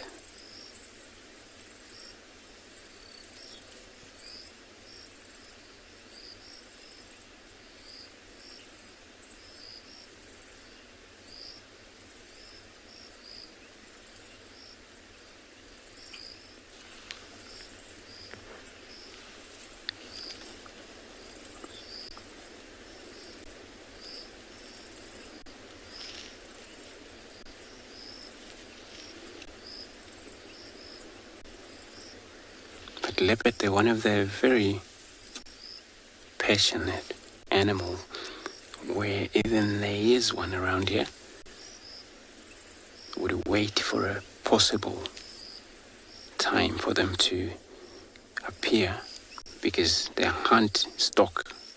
They don't just rush into a herd or group of impalas. Then they would wait for a good time for that to happen, if there is one around here.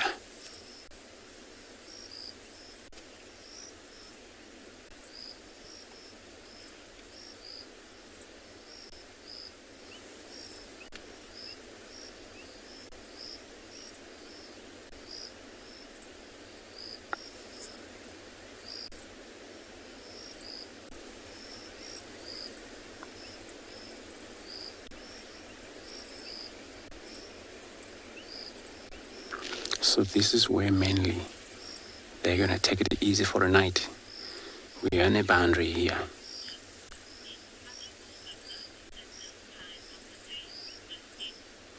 Yes, you're asking if they're more alert during this time of the night. Yes, they're more alert. That's why they would feed when they can, but mainly, in majority, they will be looking out.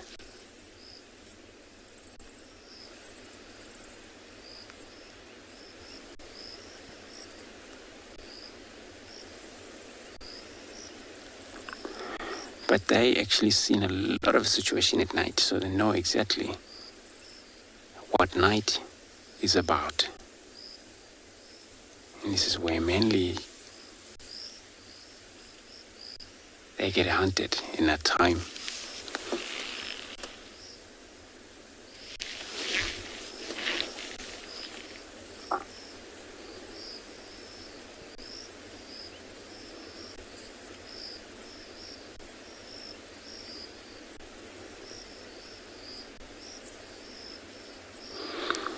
So for the most antelope, they can still see at night.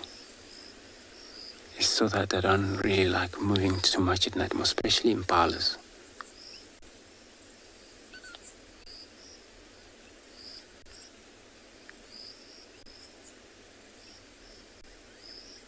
So, but that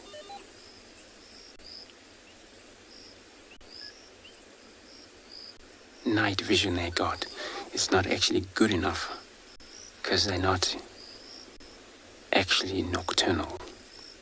For the cats, it's brilliant.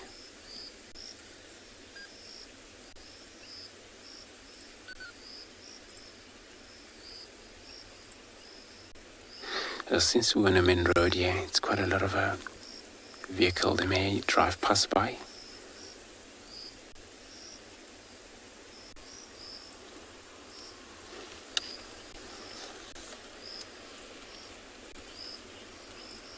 So it looks like they're gonna cross the road.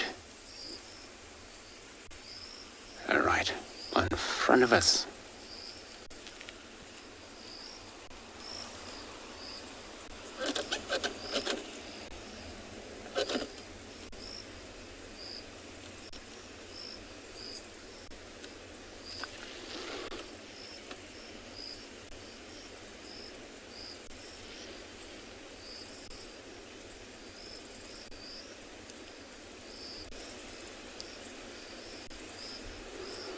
It's just a private vehicle, so I'm sure they're not aware of all animal safety.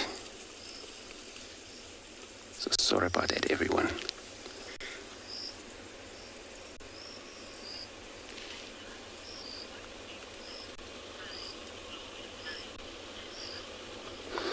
So Anjali asking what makes the animal eyes glow at night. So they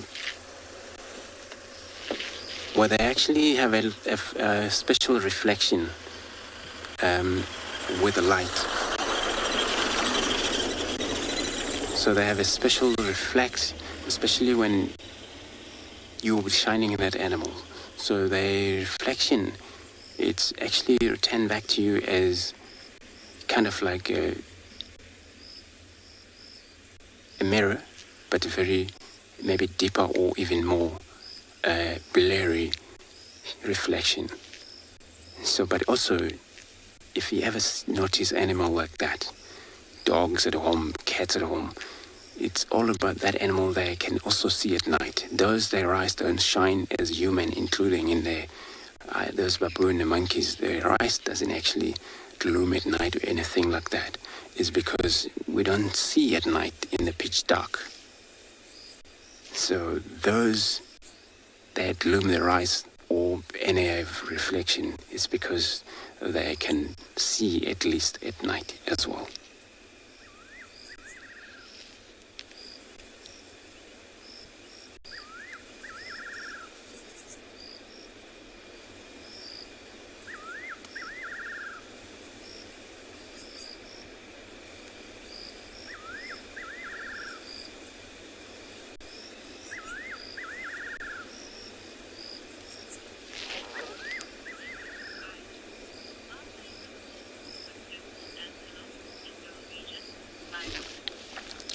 Right, so you're asking if they are the most successful animal in a region. Yes, they are. So successful, we're talking about one thing for sure, they remain in a group. As you can see how they all just, when they were just about to cross the road and they weren't sure, and they all ran back to the open again. So that would make them even more successful, away from the danger. They are more alert. And secondly, they are seasonal breeder where they tend to breed all of them in the region here between November, December. They actually give birth to their young one.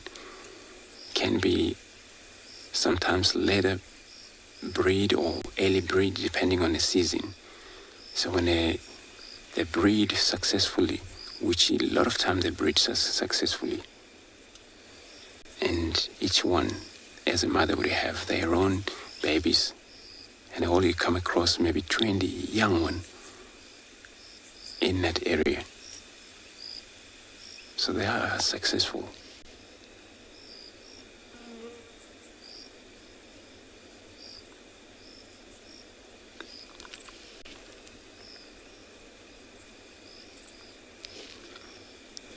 But also they are mixed feeder as well. So this is one of the things that even make them succeed throughout the year.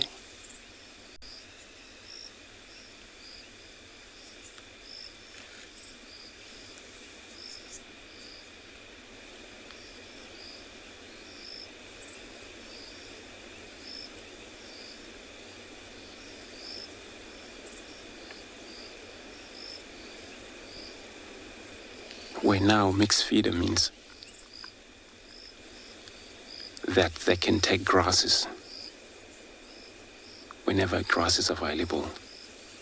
You can see how they're going to be lined up along this little patch of the open.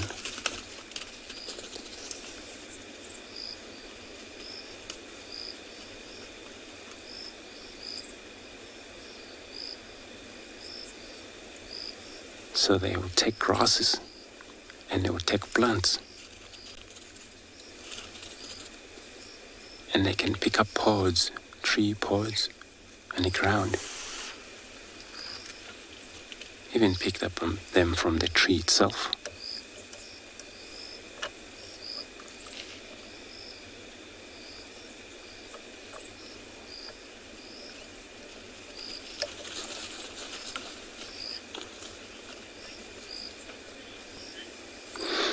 So I'm gonna, well, looks like we've just watched them enough, nothing, they just run around here. I'm gonna leave them. I'm gonna be sending you across to Fred, who is also on the lookout tonight.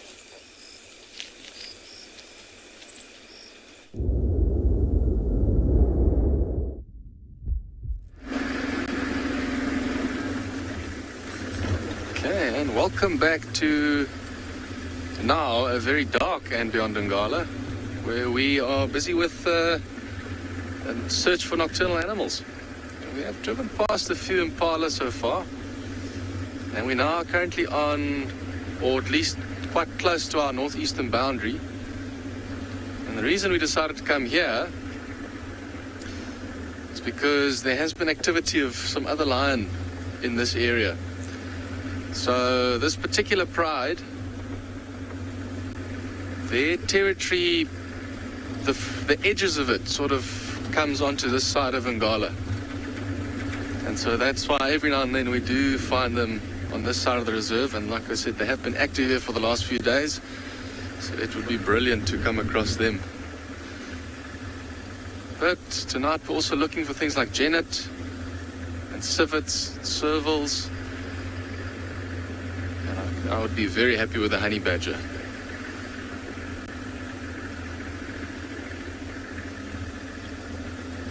So now a little bit earlier we heard some fiery neck nightjars, but we might actually see them, because what they like to do is they often will come onto the roads, and that's where, you know, they're either sitting there waiting for food and you see them flying around and they try and catch insects. So you can see in the infrared all the little bugs flying around, and that's exactly what these nightjars would be looking to catch. And especially in areas where it is quite thick woodland, you can almost imagine that the road is almost like a tunnel for them to fly in. So it's very easy for them to fly and catch things.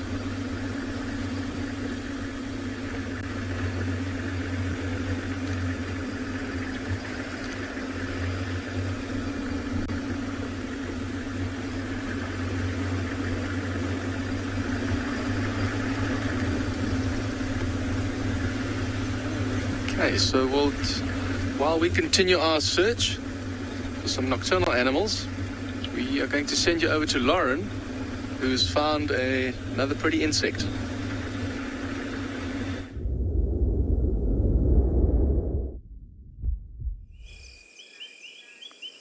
I do have another insect. An insect that I believe is just resting for the night.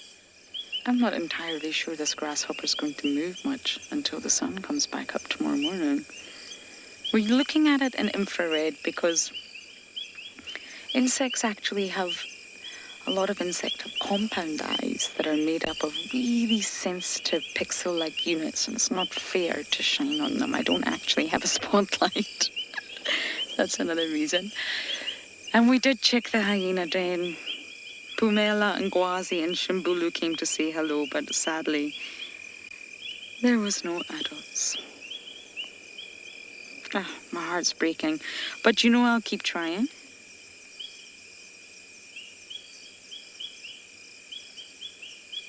Let's just listen to the sounds of the bush at night.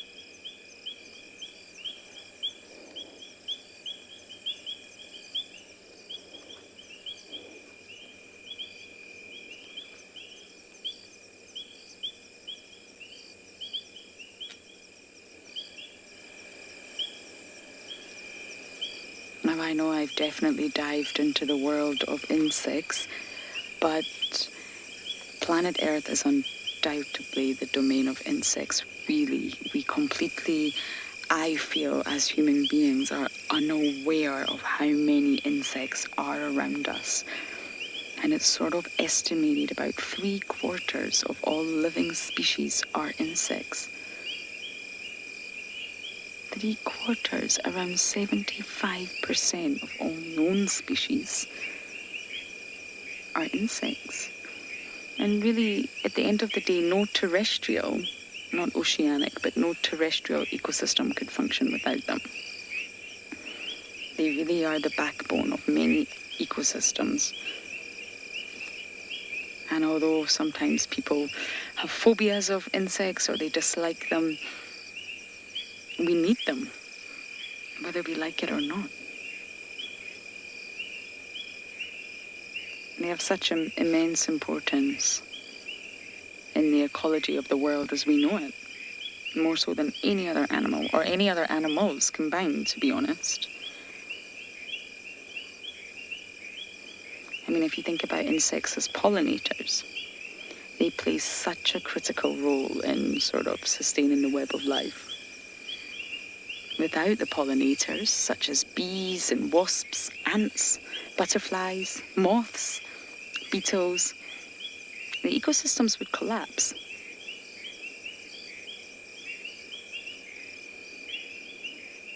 And of course, they are often regarded as pests, and that's justified because they can be pests. And they devour a lot of our crops, a lot of our vegetation. They multiply very quickly. So yes, it's justified that they can be called pests at the end of the day.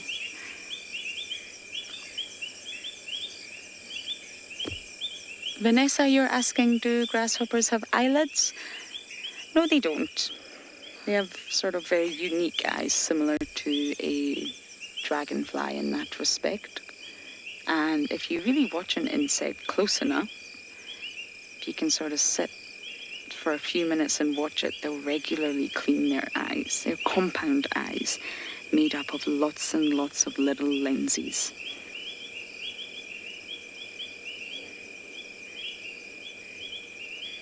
And going back to insects being pests, they definitely are. I think we can agree with that. And I'm sure the estimated figure is around 20% of agricultural crops grown for human consumption are devoured by insects, and it's very, very difficult to prevent that.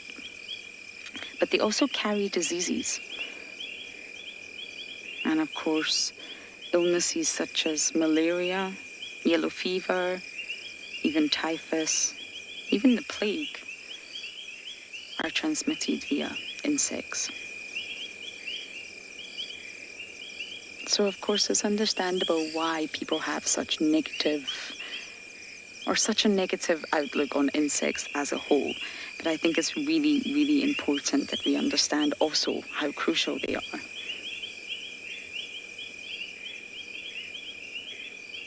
I mean, if you think about it, insects have technology that we could only really even dream of when we are living in a digital age. I mean, fireflies, let's take a look at fireflies. They actually produce cold light. And there's some insects like dragonflies that have mechanisms of flight that we are just not able to replicate, even with our own technology.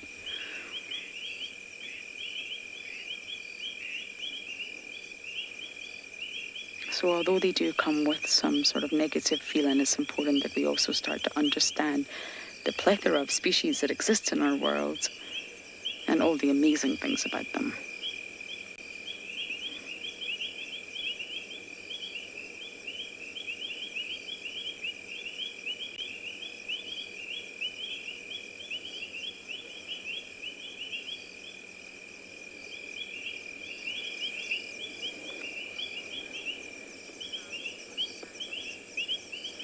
Lizzie, I'm glad you're enjoying the magical sounds of the night. It's not quiet.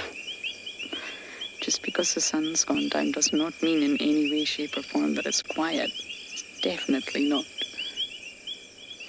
It's actually honestly so loud, the same as the Amazon rainforest when I was there. It's not peaceful at night time. A lot of people wore earplugs in order to just get some sleep in the Amazon.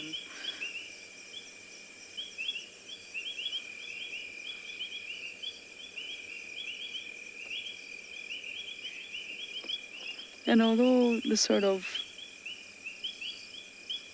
grasshopper that we're looking at is very active during the day, at night time they won't be. Far too many predators, far too many nocturnal animals. I mean, this is a large grasshopper.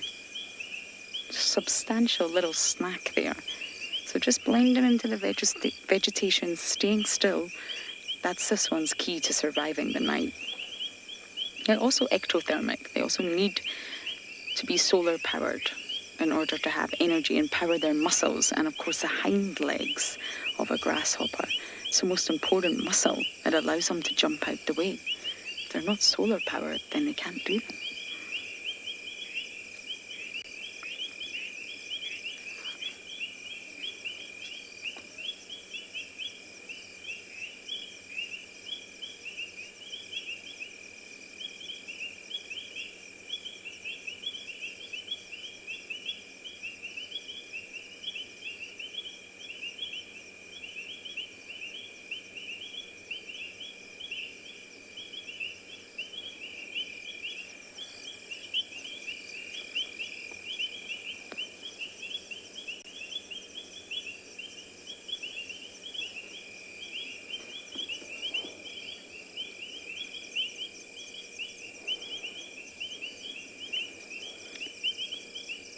JP, I'm not sure. I'm really not sure out of all the insects who has the toughest exoskeleton. I'm not entirely sure. I would have said a grasshopper. All insects have exoskeletons, and that's that particular insect's protective armor. That's why they molt. It's covered in a waxy substance to prevent dehydration. I would have maybe said a beetle would have had a harder exoskeleton than a grasshopper, but I'm honestly not entirely sure.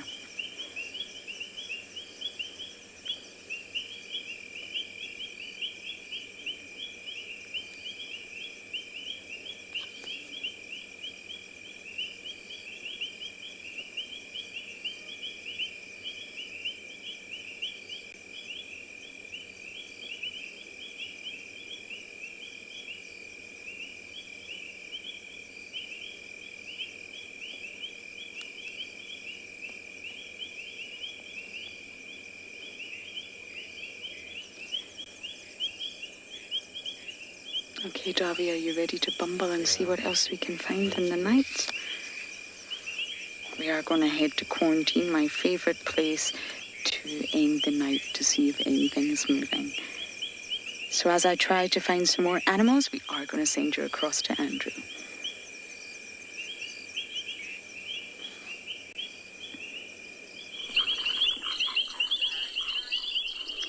Great, everyone. So we now came to one of the little watering hole here. So I'm going to take a moment of silence here, listening to the audio of the frogs.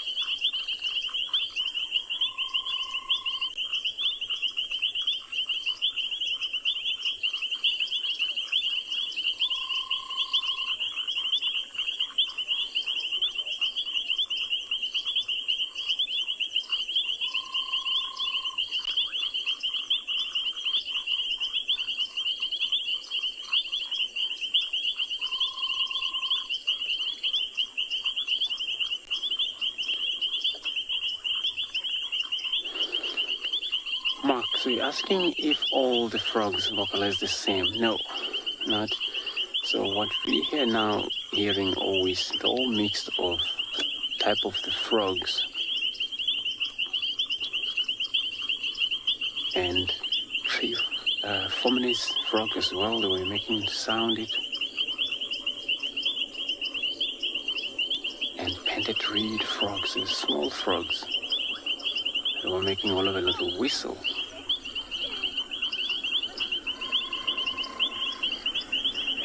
And then also, there is a lot of, sorry,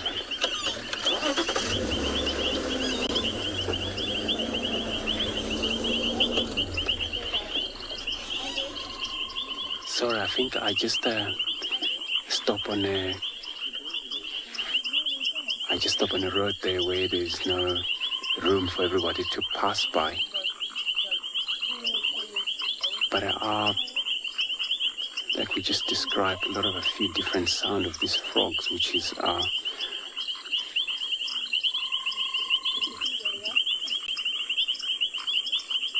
so I'm gonna be sending you across to Kara with an antelope.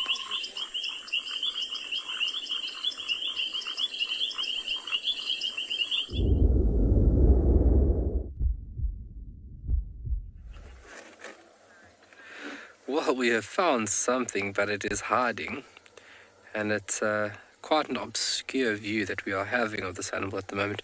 We found a beautiful herd earlier this afternoon, but unfortunately where they were, there was no signal. But there's an oryx hiding in the mix of things that you can see how well concealed that animal is if it does not move. Every time it moves its tail, you can see it's an oryx because of that long horse-like tail it's got. Oh, and there it's moving.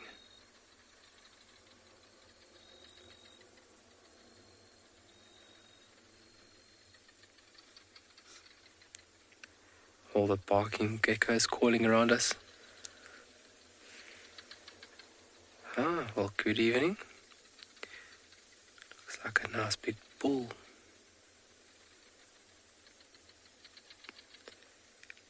So these animals are fairly active under the cover of darkness. They actually spend a large portion of the day inactive. And that's a very clever tactic displayed by these animals because obviously the heat of the day you'll be using a lot more resources. As in where now under the cover of darkness, it's cool and you can walk and graze at your own time and leisure. So is where these antelopes become fairly active now under the cover of darkness. He's not too far from a watering hole. He's more than likely will make his way down there and along the line pick up on some food while he's doing it.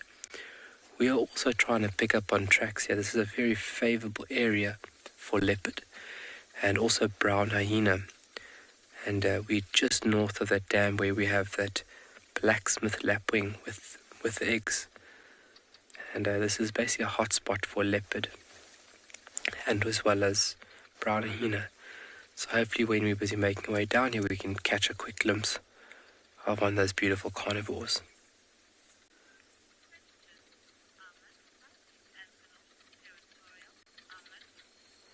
So a lovely scene. Yeah, sparking geckos are calling.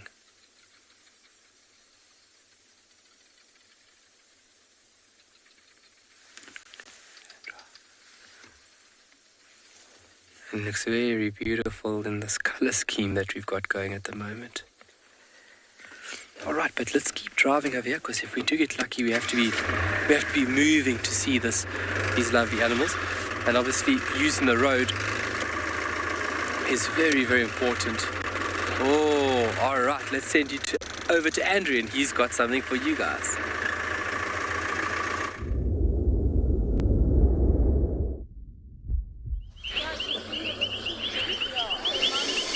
Right, everyone, so we got a car with a leopard again, so we're gonna keep up with her because she's now on the move. We're just listening to the frog, and the minute we're sending you over to another live station, that's where she just came out from the other side. But we're gonna try not to lost her this time.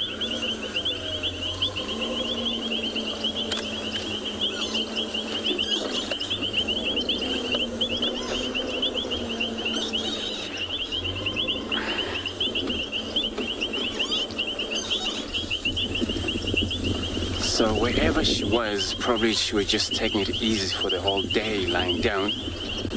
Now this is where she will get mobile about.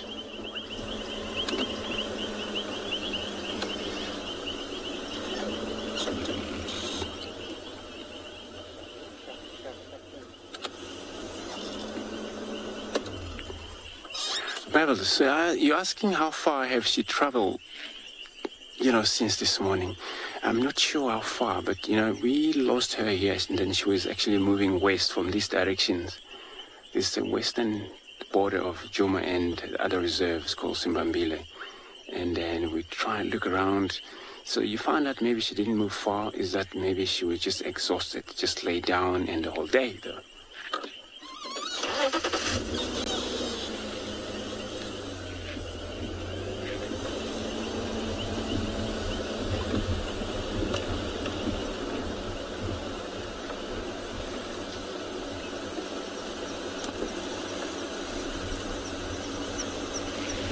So we still got her on the road.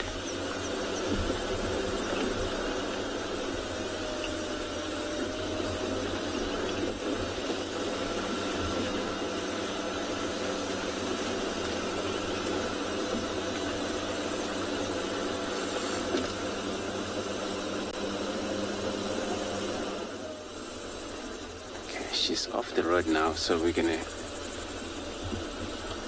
just see what she's on about. I'm gonna stand by on the boundary here, see if she comes out for us.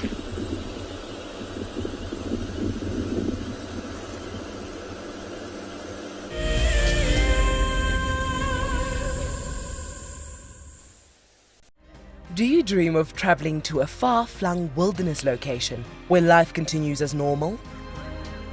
A place where you can escape to nature and breathe. If you become a Wild Earth explorer, then this could soon become a reality. Subscribe today and stand a chance to win regular travel prizes. Wild Earth Explorers, it's in your nature.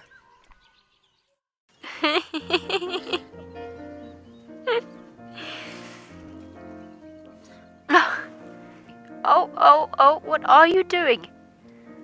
Are you trying out for the ballet?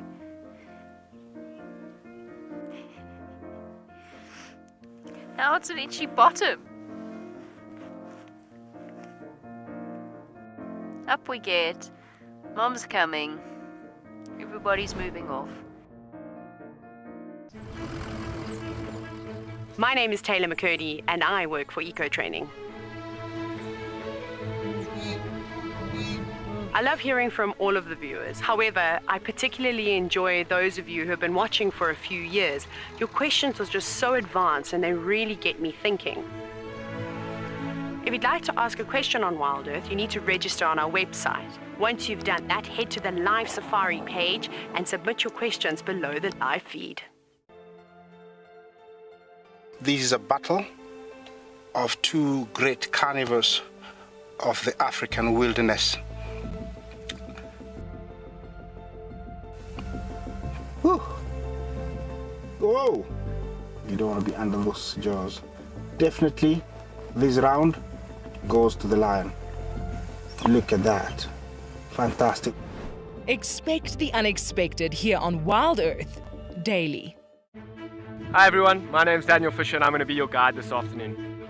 What is my favorite animal and why? I think I'd have to say a lion. Being able to try and follow them and understand their movements and dynamics is super interesting. People often underestimate them and think that they sleep all the time, but once they get up and start moving around, they are fascinating to watch, and watching them interact with one another is a super highlight for me. If I can pass on this passion and this enthusiasm for lions and prides of lions into a guest that's sitting at home, that's what I'm really going for.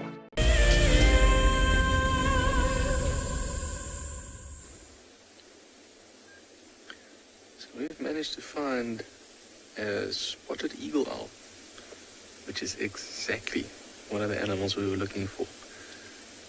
And so we were driving along a road next to the river, and we came across this bit of a clearing.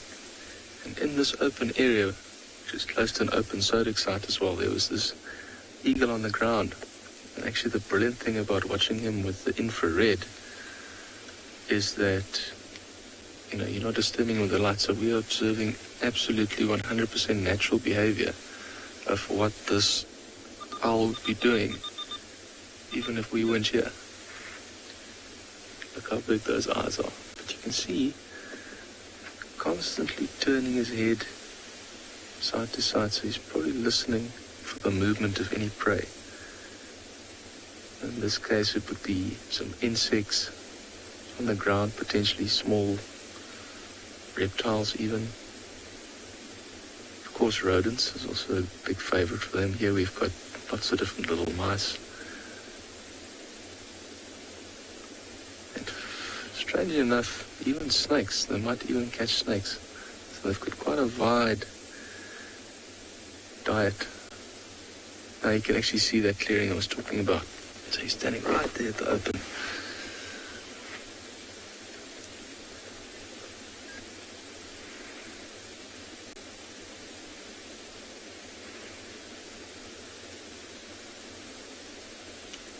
So if there is some potential prey around him, he might be just wanting to see exactly where that is and then make a move. But I'll tell you, this is really nice to find him.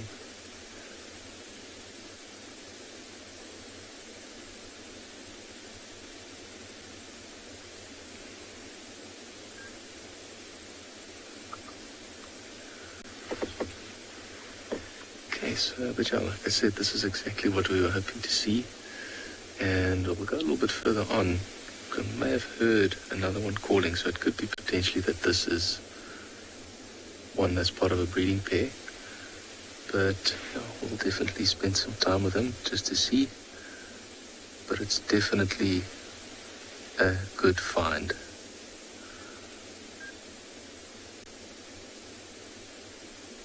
And definitely successful, I would say. Very, very nice way to be ending our drive. So I just want to say, thanks to all our viewers for joining us this afternoon. Please stay safe and healthy, and we will see you on our next safari.